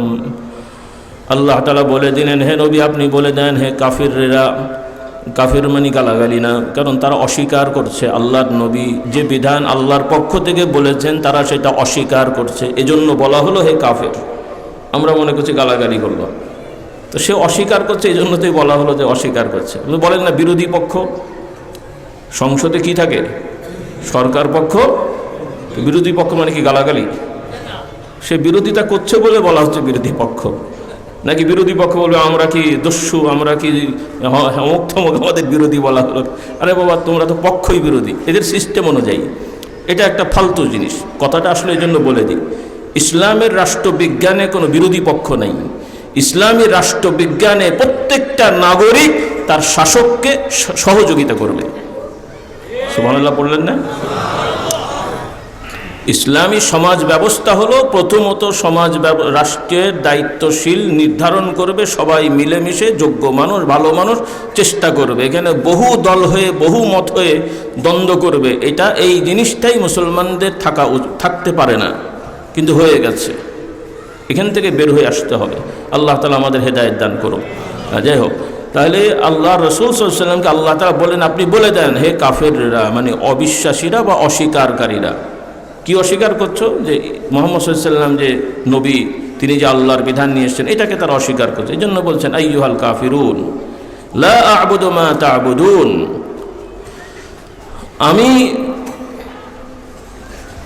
লা আ'বুদু মা তা'বুদুন, তোমরা যার উপাসনা করো আমি কখনোই তার উপাসনা করতে পারি না। আমি কি তার উপাসনা? লা আ'বুদু মা তা'বুদুন, আমি তাদের উপাসনা করতে পারি না, করব না, তোমরা যাদেরটা করো। ওয়ালা আনতুম আবিদুনা মা আ'বুদ, আর আমি যার উপাসনা করি তোমরা কিন্তু তার উপাসনা করো না। রাসূলুল্লাহ সাল্লাল্লাহু আলাইহি ওয়াসাল্লাম কার উপাসনা করেন? আর তারা কার উপাসনা করে? হ্যাঁ, বিভিন্ন সত্তা, লাত, মানাত, উজ্জা, ইয়াগুস, ইয়াউক, নাসর, বিভিন্ন সত্তা। হ্যাঁ, তারা এগুলো করে, তাহলে তারা আল্লাহর সাথে শরীক করে ইবাদত করে। রাসূলুল্লাহ সাল্লাল্লাহু আলাইহি ওয়াসাল্লাম আল্লাহর পক্ষ থেকে আগে জানিয়ে দিলেন যে তোমাদের ইবাদতের সত্তা আর আমার ইবাদতের সত্তা এক না, কারণ তোমাদের যে বিশ্বাস আলাদা, তোমাদের ঈমান আলাদা, বা তোমাদের ধারণা আলাদা, আমাদের ধারণা আলাদা। আর তোমাদের সাথে অন্য কোনো ঝগড়া ফ্যাসাদ নেই। সমঝোতার মানে এটা না যে তোমারটা আমি করব, আমারটা তুমি করবে, বরং তোমারটা নিয়ে তুমি থাকো, তোমার দিন নিয়ে, আরবিতে বলা হয় দিন। এখন কাফের মুশরিকদের ওই দিনটা কি ছিল? মতাদর্শ। শুধু মতাদর্শ বলেন না ধর্ম বলেন? কি বলেন? রাগ করলেন আপনারা? মক্কার মুশরিকদের ধর্ম ছিল না ছিল না? ওটাকে কি আমরা ধর্ম বলি না বলি না? তাহলে আরবিতে তো তাদেরটাকেও তো দিন বলা হয়েছে, আর আমাদেরটাও দিন। তাহলে তাদের দিন ধর্ম হলো, তাদের দিন ধর্মের বৈশিষ্ট্য হলো তারা কেউ বলে আল্লাহ দেন, নবী দেন, কিন্তু আল্লাহ নবী দেওয়ার সাথে সাথে তারা মনে করে এই ধর্ম প্রণয়ন বা ধর্ম সংস্কার করায় তাদেরও ক্ষমতা বা যোগ্যতা আছে। বলুন নাউজুবিল্লাহ। আর আল্লাহ রাব্বুল আলামিন জানিয়ে দিয়েছেন আল্লাহ তাআলার বিধানে রদবদল, সংস্কার, সংযোজন, বিয়োজন কোনো কিছু করার ক্ষমতা কাউকে আল্লাহ তাআলা দেননি। আর যুক্তিতেও হবে না। কেন হবে না? আমরা মানুষ, নারী পুরুষ, বিভিন্ন জাতিগোষ্ঠী কেন্দ্রিক। কাজেই পুরুষরা একচেটিয়া আইন করলে নারীদের বিপদ হবে, আবার মহিলাদেরকে আইন করতে দিলে পুরুষদের বিপদ হবে। আবার উভয় পক্ষকে একসাথে দায়িত্ব দিলেন, আপনারা সমাধান খুঁজে পাবেন না, ঝগড়া লেগেই থাকবে। তারপরে যদি এক এলাকার, একটু ইয়ার্কি করে বলি, বরিশাল অঞ্চলের লোকদের আইন করতে দিলে নোয়াখালী অঞ্চলের লোকদের খবর আছে, কথার কথা। ঢাকার লোকদেরকে আইন করতে দিলে আরেক দেশের লোকের খবর আছে। হ্যাঁ, এই যে বিভিন্ন জাতিগোষ্ঠী। তো আল্লাহ রাব্বুল আলামিন আমাদেরকে এইভাবে ছেড়ে দেননি যে আমরা মারামারি কাটাকাটি খুনাখুনি করে শেষ হয়ে যাব। আল্লাহ তাআলা তার পক্ষ থেকে নির্ধারণ করে দিয়েছেন তোমাদের জন্য বিধান এই, বলুন সুবহানাল্লাহ। এর মধ্যেই শান্তি আছে, বলি আলহামদুলিল্লাহ। এই জন্য ইসলামের বিধানে অন্যান্য ধর্মের লোকেরা দাওয়াতে যদি আসতে না চায় থাকবে, তবে ডিস্টার্ব করতে পারবে না। কি করবে না? ডিস্টার্ব করলে তো আমাদেরকে অ্যাকশনে যেতে হবে। তারা তাদের মতন করে করলে কোনো সমস্যা নেই, কিন্তু মক্কার মুশরিকেরা রাসূলুল্লাহ সাল্লাল্লাহু আলাইহি সাল্লামকে তার মতন তো ছেড়ে দেয়নি। তারা যদি বলতো ঠিক আছে আপনারটা নিয়ে আপনি থাকেন, আমরা আমাদেরটা নিয়ে থাকলাম, কিন্তু তারা রাসূলুল্লাহ সাল্লাল্লাহু আলাইহি সাল্লামকে মক্কা শরীফে, কাবা শরীফে নামাজ পড়তে ডিস্টার্ব করে, বাধা দেওয়া শুরু করলো, মারার জন্য হুমকি দিল, শেষ পর্যন্ত মেরে ফেলার সব ধরনের চক্রান্ত চূড়ান্ত করে একত্রিত হয়ে গেল। বলুন নাউযুবিল্লাহ। এই জন্য আল্লাহ তাআলা পরবর্তীতে বিধান করে দিলেন। এরপরে মদিনা শরীফ চলে আসলেন, কোনো ঝগড়াঝাটি তো করেননি রাসূলুল্লাহ সাল্লাল্লাহু আলাইহি ওয়াসাল্লাম, কিন্তু তারা মদিনা শরীফে আক্রমণ করার জন্য সব পরিকল্পনা করে চলে আসলো। মদিনা শরীফ ঘেরাও করে ফেল, মানে এসে অবস্থান করলো, আক্রমণ করবে। আল্লাহ তাআলা আল্লাহ রাসূল সাল্লাল্লাহু আলাইহি ওয়াসাল্লামকে জানিয়ে দিলেন এবং অনুমতি দিয়ে দিলেন, এখন আর নিরিবিলি থাকার সুযোগ নেই। তারা যেহেতু অস্ত্র নিয়ে চলে এসছে, আল্লাহ তাআলা বলছেন আমিও অনুমতি দিয়ে দিলাম। সুবহানাল্লাহ বলেন। তাহলে আগ বাড়িয়ে কাউকে হত্যা করা, আক্রমণ করা ইসলামের হুকুম না। তবে কেউ করতে আসলে পালিয়ে যাওয়া বা বসে থাকার সুযোগ নেই। আল্লাহ তাআলা আমাদের বোঝার তৌফিক দান করুন। তাহলে রাসূলুল্লাহ সাল্লাল্লাহু আলাইহি ওয়াসাল্লামকে আল্লাহ বলে দিতে বললেন, লাকুম দীনুকুম ওয়ালিয়া দীন, তোমরা তোমাদের দিন নিয়ে থাকো, আমি আমার দিন নিয়ে আছি। আমার দিন হলো আল্লাহর দিন, আর তোমরা এগুলো বানিয়েছ। আর এই দিনের বাংলা হচ্ছে ধর্ম, এটাই হলো স্বাভাবিক। তবে এটা অনেকে বুঝতে হয়তো ভুল করে যে ওইটাও ধর্ম আমাদের। হ্যাঁ, ধর্মের তফাৎ হলো, ইসলাম ধর্ম হলো মহান স্রষ্টার দেওয়া ধর্ম, আর ইসলাম বাদে যত ধর্ম আছে সব ধর্ম বিকৃত, আবিষ্কৃত, নব উদ্ভাবিত। এটা এর মধ্যে অনেক ভালো জিনিস আছে, কিন্তু অনেক ভালো থাকলে আবার কিছু কিছু এমন খারাপ আছে যে ওই ভালোকে ম্লান করে দেয়।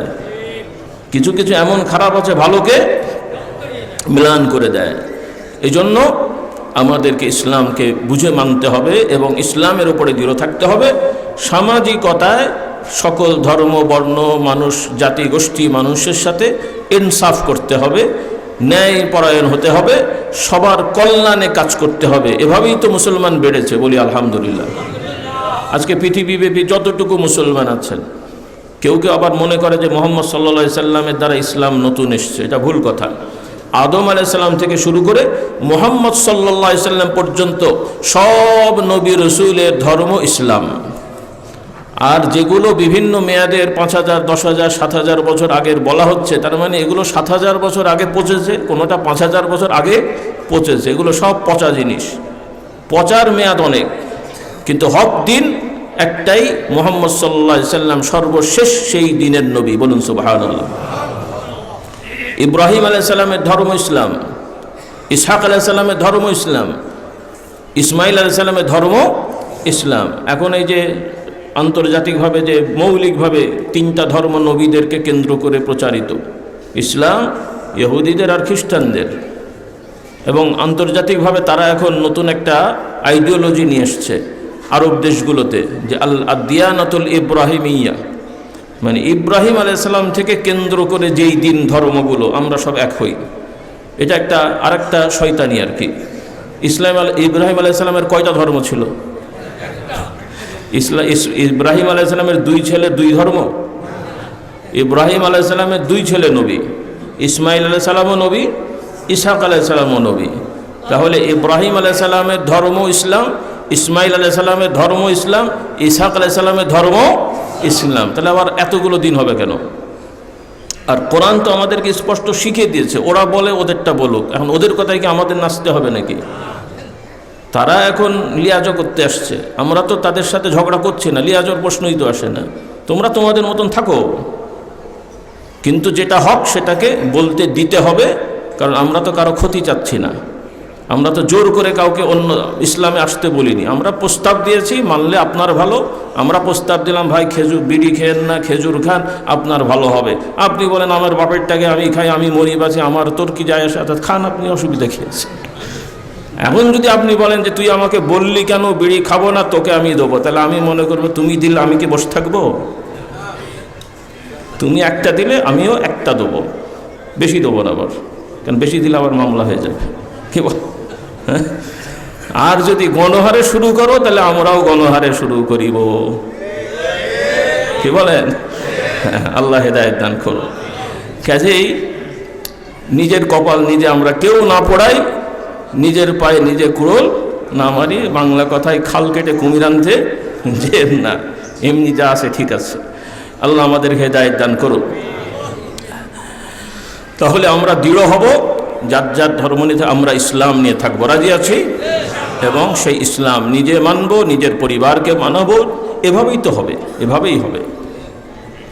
আগে আইন হয়ে পরে শুধরায় না। সমাজ কিভাবে হয়, রাষ্ট্র কিভাবে হয়? এক এলাকায় কিছু মানুষ থাকে, সেটাকে নিয়ে একটা সমাজ হয়, সেই সমাজ নিয়ে একটা বড় এলাকা হয়, সেটা নিয়ে রাষ্ট্র হয়, তারপরে এই পার্লামেন্ট হয়, নাকি বলে? নাকি আগে রাষ্ট্র হয়? মানে একটা ফাঁকা জায়গায় আগে একটা বিল্ডিং হয়, বলে কি হবে, এখানে একটা রাষ্ট্র হবে, পার্লামেন্ট বানানো হচ্ছে। এভাবে হয় কোনোটা? হ্যাঁ, আপনারা যদি উল্টো পথে চলেন, নিজেদের ছেলেদের কোরআন শেখাবেন না, রাস্তায় যেয়ে বলছেন কোরআনের আলো ঘরে ঘরে জ্বালো। নিজেরা নামাজে যাবেন না, বলছে যে ইসলামের আকিম চাই, আল্লাহর কি চাই, কত সুন্দর সুন্দর আমরাও বলি আর কি। কিন্তু এভাবে হয় নাকি? আল্লাহ আমাদের হেদায়েত দান করুন। এরপরে যাও একটু নামাজ রোজা করি, সামাজিক পারিবারিক বিভিন্ন ক্ষেত্রে আল্লাহর আইন লঙ্ঘন করি। হ্যাঁ, পারিবারিক ক্ষেত্রে লঙ্ঘন করছি, সামাজিক ক্ষেত্রে লঙ্ঘন করছি, ব্যবসা করতে লঙ্ঘন করছি। মাশাআল্লাহ, মসজিদ তো ভরা, কিন্তু সমাজের যারা ব্যবসা করেন, উল্লেখযোগ্য ব্যবসায়ী ভাইয়েরাই শরীয়তের নিয়মের বাইরে ব্যবসা করেন। ভালো মানুষ আছে মাশাআল্লাহ, অনেক ভালো লোক আছেন, কিন্তু পার্সেন্টেজে একটা বড় অংশ ব্যবসায়ী ভাইয়েরা অন্যায়ভাবে ব্যবসা করেন। আল্লাহ তাদেরকে হেদায়েত দান করুন। হয়তো শুনতে খারাপ লাগবে, আপনারা মনে করছেন হুজুর তার ব্যবসা করে না, ব্যবসার গুমড় বুঝবে কেমন করে? হ্যাঁ, ব্যবসা মানে তো লাভ করবেন, নাহলে ব্যবসা হয় কেমন করে? কিন্তু লাভ করার নামে, ব্যবসার নামে এমন কিছু করা যাবে না যেটা সমাজ, জাতি, মানুষের জন্য ক্ষতিকারক। আপনি বেশি প্রফিট করতে যেয়ে আরেকজন মানুষের প্রতি অবিচার করবেন, এরকম ব্যবসা ইসলামে বৈধ না।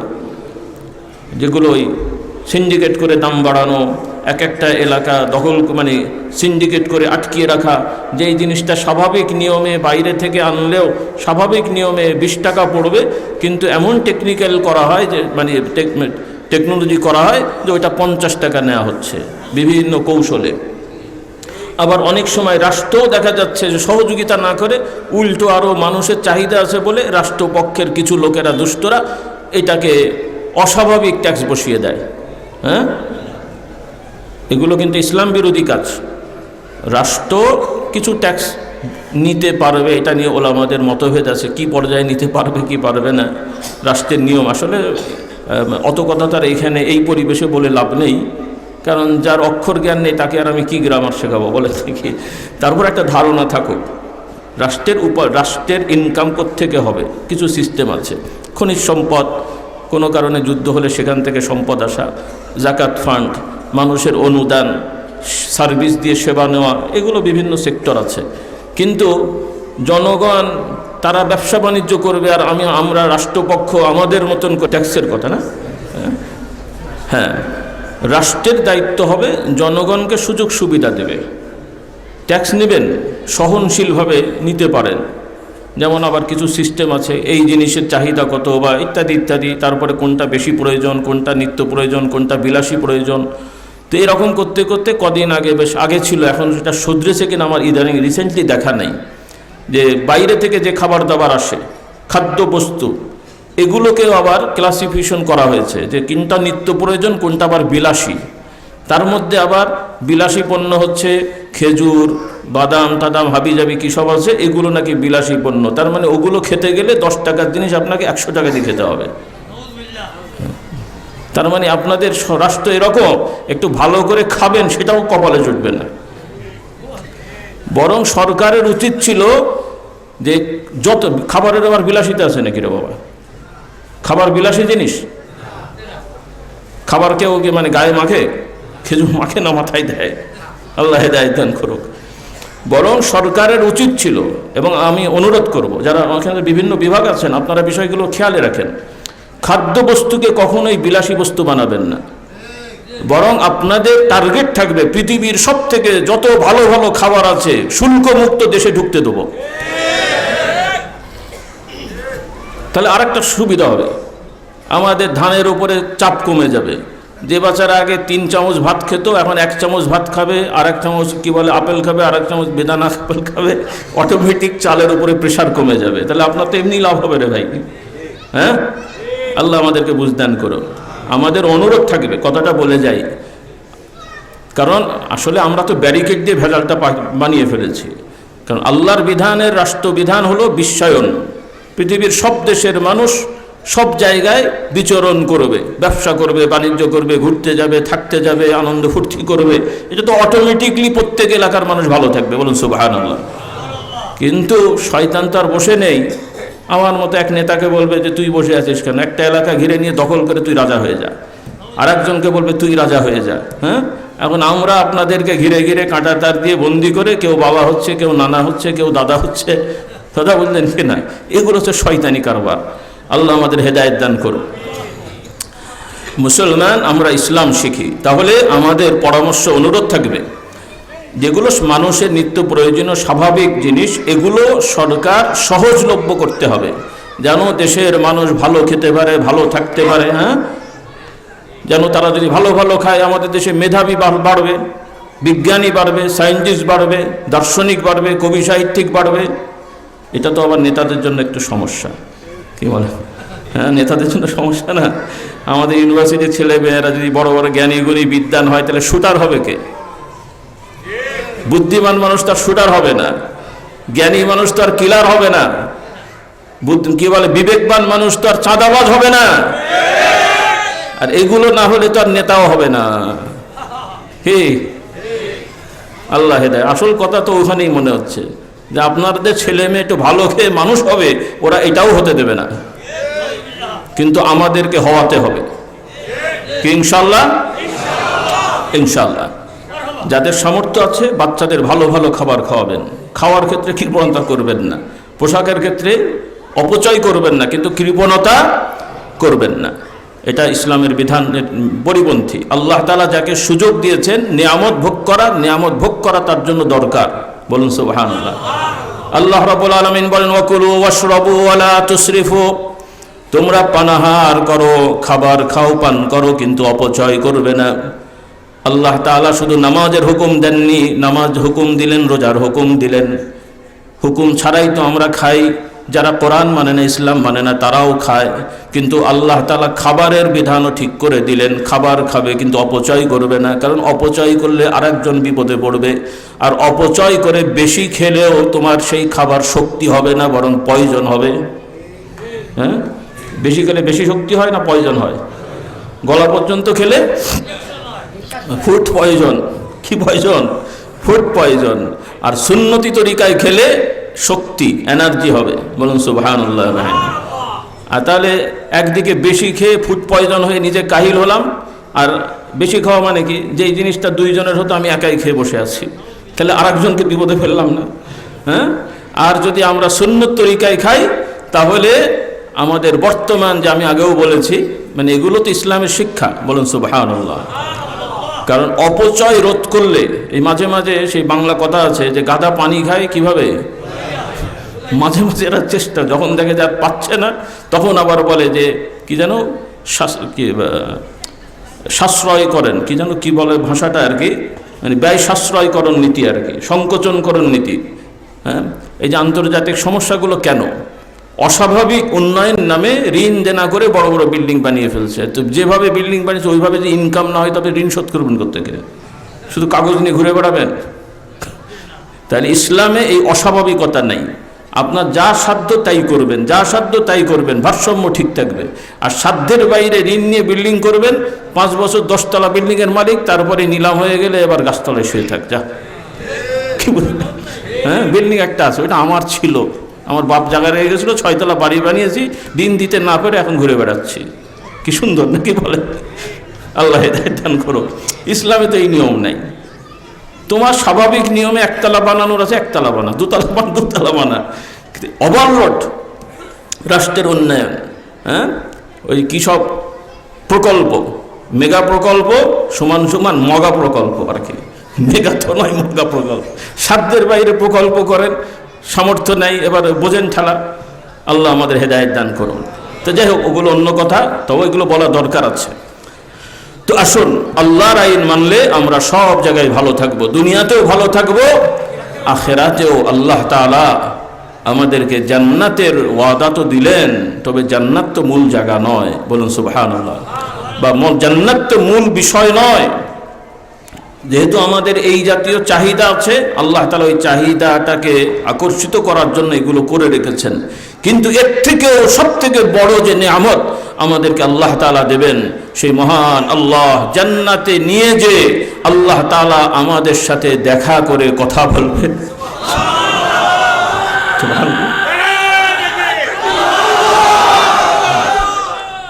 আমার যুবক যুবতী ভাই বোনেরা, শুধু জান্নাতে ফল খাওয়ার জন্য, হুরপুরির জন্য আমরা যাব না, ওগুলো থাকবে, কিন্তু জান্নাতে যাব আল্লাহ তাআলার সাথে দেখা করতে।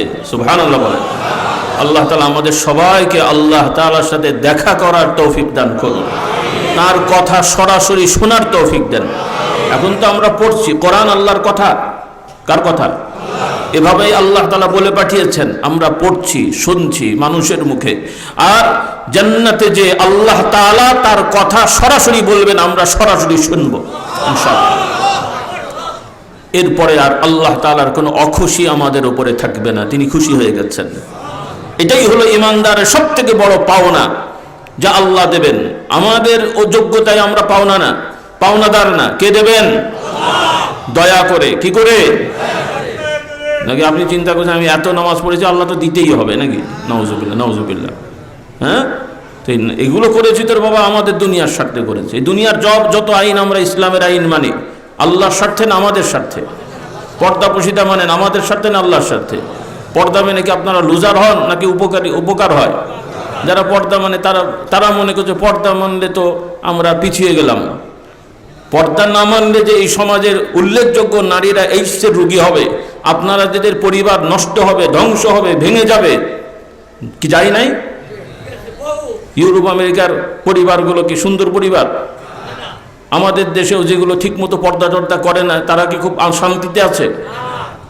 হ্যাঁ, 6 তলা বাড়ি, প্রত্যেক ঘরে একটা করে এসি আছে, বউ এক ঘরে শোয়, স্বামী আর এক ঘরে শোয়। সকালবেলা উনি উনার মতন যায়, ইনি ইনার মতন আসে, 3 দিন পরে দেখা হয়। খুব শান্তি না? নাউজুবিল্লাহ বলেন। কারণ অশান্তি শুরু হয়ে গেছে। দুইজনই দুই জায়গায় চাকরি করে, বেপর্দা মহলে, আবার পেছনে তো লোক থাকেই। এর ছবি ওনাকে পাঠিয়ে দিয়েছে, কার সাথে বসে কথা বলেছে, ওনার ছবি ওর সাথে পাঠিয়ে দিয়েছে। মাঝখানে আমি হুজুরের তাবিজ বিক্রি বেড়ে গেছে। হ্যাঁ, হে এসে বলে যে হুজুর আমার বউ পরকিয়া করে তাবিজ দেন, ও বলে আমার স্বামী পরকিয়া করে তাবিজ দেন। আচ্ছা, এখন আল্লাহর আইন মানবেন না হুজুরের তাবিজ দিয়ে হয়? এগুলো গলায় ঝোলাবেন কি? হুজুর শুদ্ধ মাথায় নিয়ে হাঁটলেও আবার কাজ হবে না। স্বামী স্ত্রী একবার সন্দেহ ঢুকলে বাবা তাড়ানো মুশকিল। হ্যাঁ, এজন্য আল্লাহ তাআলা কোনো রকমের সংশয় সন্দেহ স্বামী স্ত্রীর মধ্যে যেন না ঢোকে, আল্লাহ তাআলা পর্দার বিধান, এরপরে দূরত্ব বজায় রাখার বিধান, এরপরে সফর থেকে আসলে, এখন হয়তো আমাদের এই পরিবেশ নেই, রাসূলুল্লাহ সাল্লাল্লাহু আলাইহি ওয়াসাল্লামের সময়ে সফর থেকে এসলেও রাসূলুল্লাহ সাল্লাল্লাহু আলাইহি ওয়াসাল্লাম বলতেন, হুট করে রাতের অন্ধকারে বাড়িতে ঢুকে পড়ো না, একটু দেরি করে বুঝে শুনে ঢোকো। কারণ তুমি একরকম দেখতে চাইবে, হয়তো তুমি বাড়িতে ঢুকতে গেছো, এমন সময় পাশের বাড়ির কেউ হয়তো ওই সময় কোনো কারণে ওই দিক থেকে যাচ্ছে, তুমি মনে করছো তোমার বাড়ি থেকে বেরোলো, বিপদ হয়ে যাবে না? এরকম কেস আছে না নাই? হ্যাঁ, আল্লাহ হেদায়েত দান করো। তো এইরকম অনেক সমস্যা। এজন্য আল্লাহ তাআলা এমন বিধান দিয়েছেন, অর্থাৎ কোনো স্বামী স্ত্রী পরস্পরের মধ্যে যেন কোনো রকমের ভুল বোঝাবুঝি না হয়। বলুন সুবহানাল্লাহ। কারণ একজন স্বামী তার স্ত্রীর প্রতি বিশ্বস্ত থাকলে, অগাধ আস্থা থাকলে, আর একজন স্বামী স্ত্রীর প্রতি স্বামীর অগাধ আস্থা থাকলে এই পরিবার সব থেকে সুখী হয়। বলুন সুবহানাল্লাহ। আর পর্দাপোশিতা না থাকলে এই আস্থা ধরে রাখা সম্ভব হয় না। এটাই স্বাভাবিক আমার ক্ষুদ্র জ্ঞানে, আপনারা আমার থেকে ভালো জানবেন আশা করি। আল্লাহ তাআলা আমাদের হেদায়েত দান করুন, হেদায়েত দান করুন। এই জন্য ইসলামের পর্দাটা শিখে নেবেন, হ্যাঁ, আর ভালো মানুষ হওয়ার চেষ্টা করেন। রাসূলুল্লাহ সাল্লাল্লাহু আলাইহি ওয়াসাল্লাম সব নিয়ম বলে দিলেন।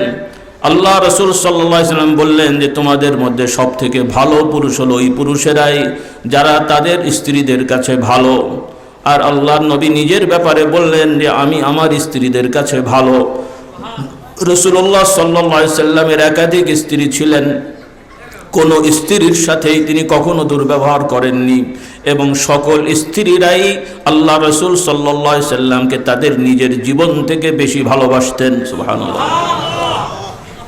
যেহেতু একতরফা হয় না, রাসূলুল্লাহ সাল্লাল্লাহু আলাইহি ওয়াসাল্লাম তিনিও তার দিক থেকে স্যাক্রিফাইস করেছেন, আবার আল্লাহ রাসূলের স্ত্রীরাও সেইভাবে চলেছেন। আর রাসূলুল্লাহ সাল্লাল্লাহু আলাইহি ওয়াসাল্লাম স্ত্রীদের ব্যাপারে বললেন, একটি বর্ণনা মোটামুটি গ্রহণযোগ্য হলো আমাদের কথায়, যে রাসূলুল্লাহ সাল্লাল্লাহু আলাইহি ওয়াসাল্লাম বলেন কোনো মহিলা যদি মারা যায়, মারা তো কম বেশি পুরুষ নারী সবাই যাব আমরা, তবে শিক্ষাটা হলো রাসূলুল্লাহ সাল্লাল্লাহু আলাইহি ওয়াসাল্লাম বলছেন কোনো মহিলা যদি মারা যায় আর তার স্বামী যদি তার উপরে সন্তুষ্ট থাকে সে জান্নাতে হয়ে যাবে। তাহলে যে স্বামী স্ত্রী উভয় চাইবে উভয় ভালো থাকুক, স্বামী চাইবে আমার স্ত্রী যেন মনে কষ্ট না পায়, স্ত্রী চাইবে আমার স্বামী যেন মনে কষ্ট না পায়, তাহলে এই পরিবারে আর কারো পানি পড়া লাগবে না, আমাদের ব্যবসাটা একটু ক্ষতি হবে। হ্যাঁ, কি বলে, পানি পড়াও লাগবে না, তাবিজ পড়াও লাগবে না, কারণ এদের প্রতি আল্লাহর খাস রহমত থাকবে।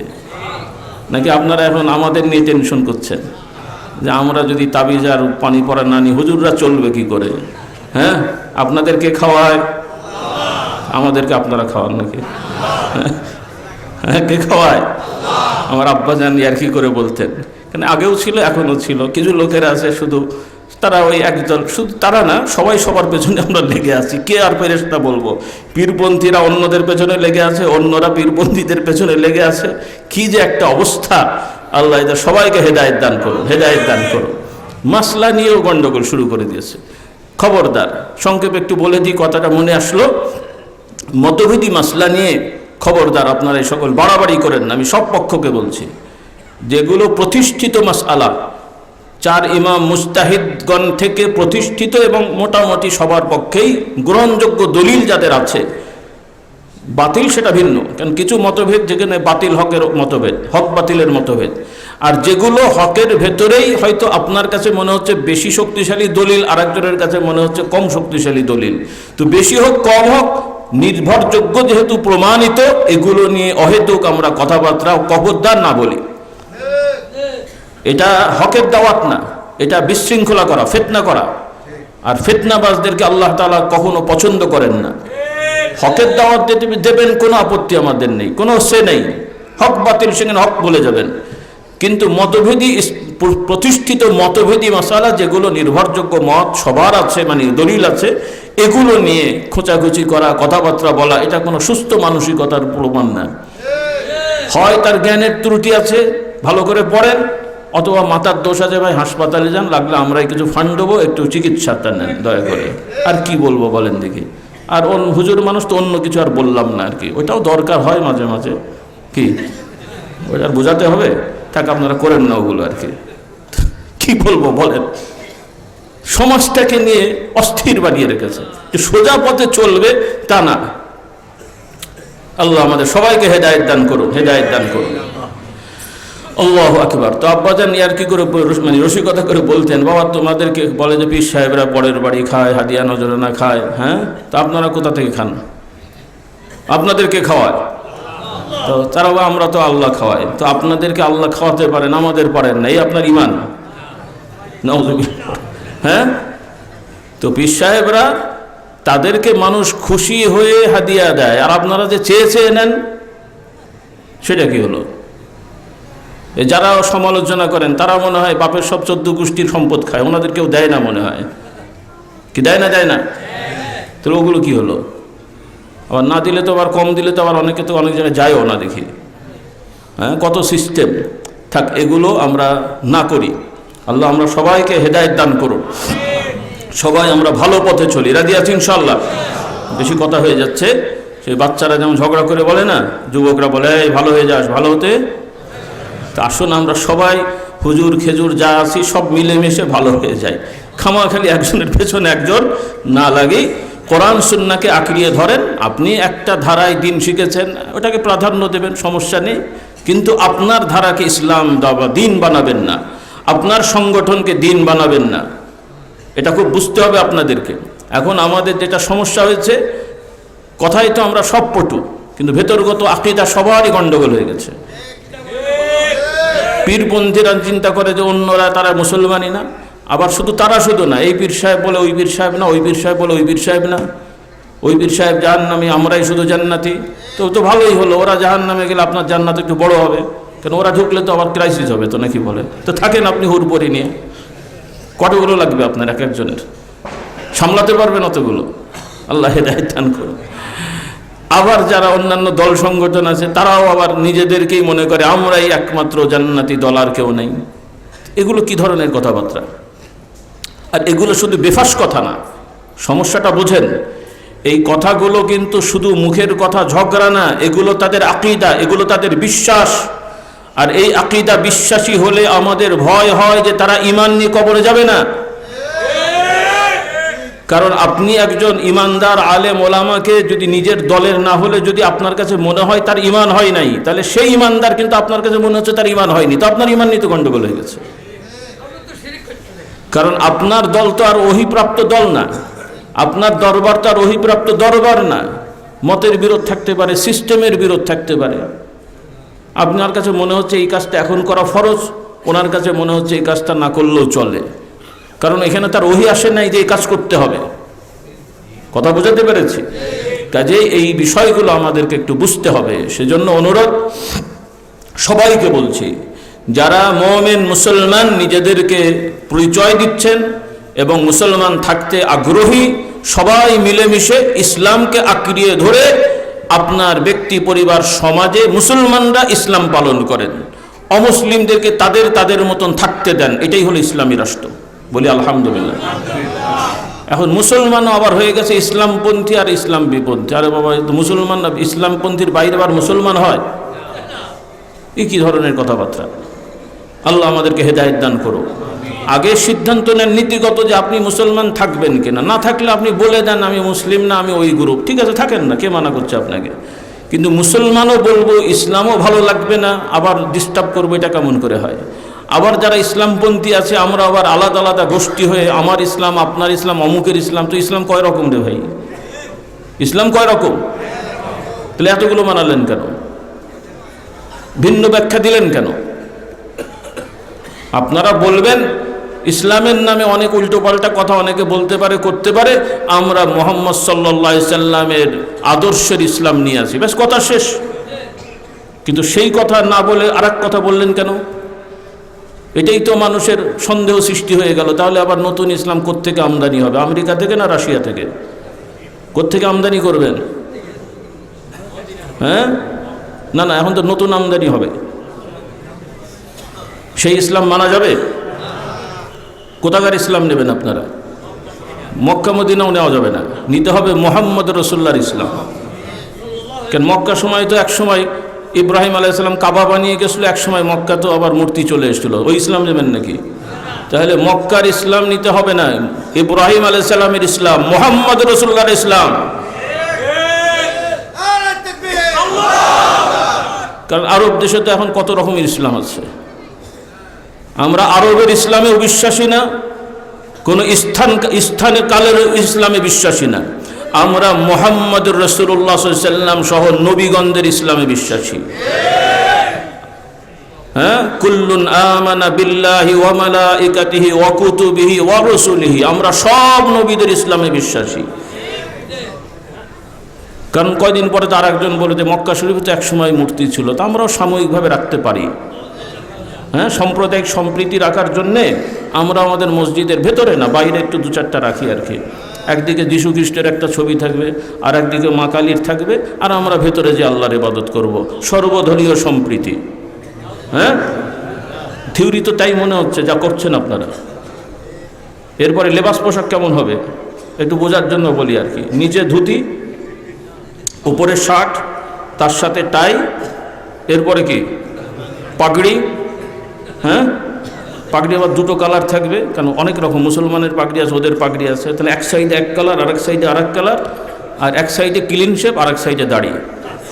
সর্বদলীয় পোশাক কি ঠিক আছে না? এই করবেন শেষ পর্যন্ত যা মনে হচ্ছে। মেনে নেবেন আপনারা? আমরা মুহাম্মদুর রাসূলুল্লাহ ইসলাম যা সাহাবা একরামদের দ্বারা প্রমাণিত, তাদের দ্বারা, সাহাবা একরামদের দ্বারা, যেই ইসলামের আদর্শ সাহাবা একরামদের সাথে সাংঘর্ষিক, সেই ইসলাম ইসলাম নয়।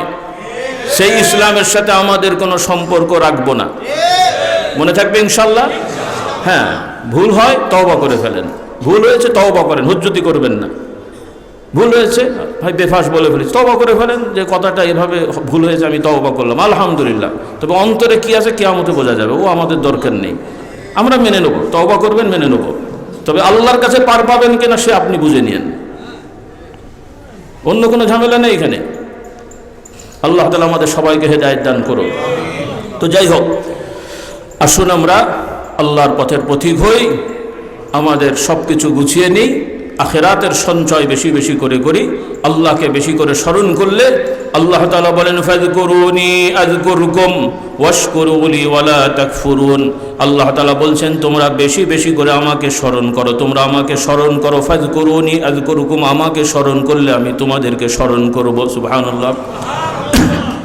উলামা ইকরাম এই আয়াতের তাফসিরে বলেন, আল্লাহ তাআলার হুকুম আহকাম মেনে, আল্লাহ তাআলার গুণগান গেয়ে, আল্লাহর কালাম তেলাওয়াত করে যারা আল্লাহকে স্মরণ করবে, আল্লাহ রাব্বুল আলামিন তাদের সব ব্যাপারে, তারা না চাইতেই, না বলতেই, না বুঝতেই, আল্লাহ তাআলা তার নিজের পক্ষ থেকে হুকুম দিয়ে ফেরেশতাদের দ্বারা আল্লাহ তাআলা সব ব্যবস্থা করে দেবেন। এজন্য আমার ভাই বোন, নারী পুরুষ সবাই আসুন, দুনিয়ার কাজ করতে হবে, সেটাও আল্লাহর আইনে। আর বাড়তি সময়গুলো টোটালটাই আমরা আল্লাহর পথে চলে যাই। হ্যাঁ, বেশি বেশি অবসর সময় মসজিদে কাটাই পুরুষেরা, আমার মা বোনেরা বেশি বেশি অবসর সময় কোরআন জিকিরের সময় কাটায়। বিনোদন লাগবে, কিন্তু বিনোদনে বেশি সময় আমরা না দিই।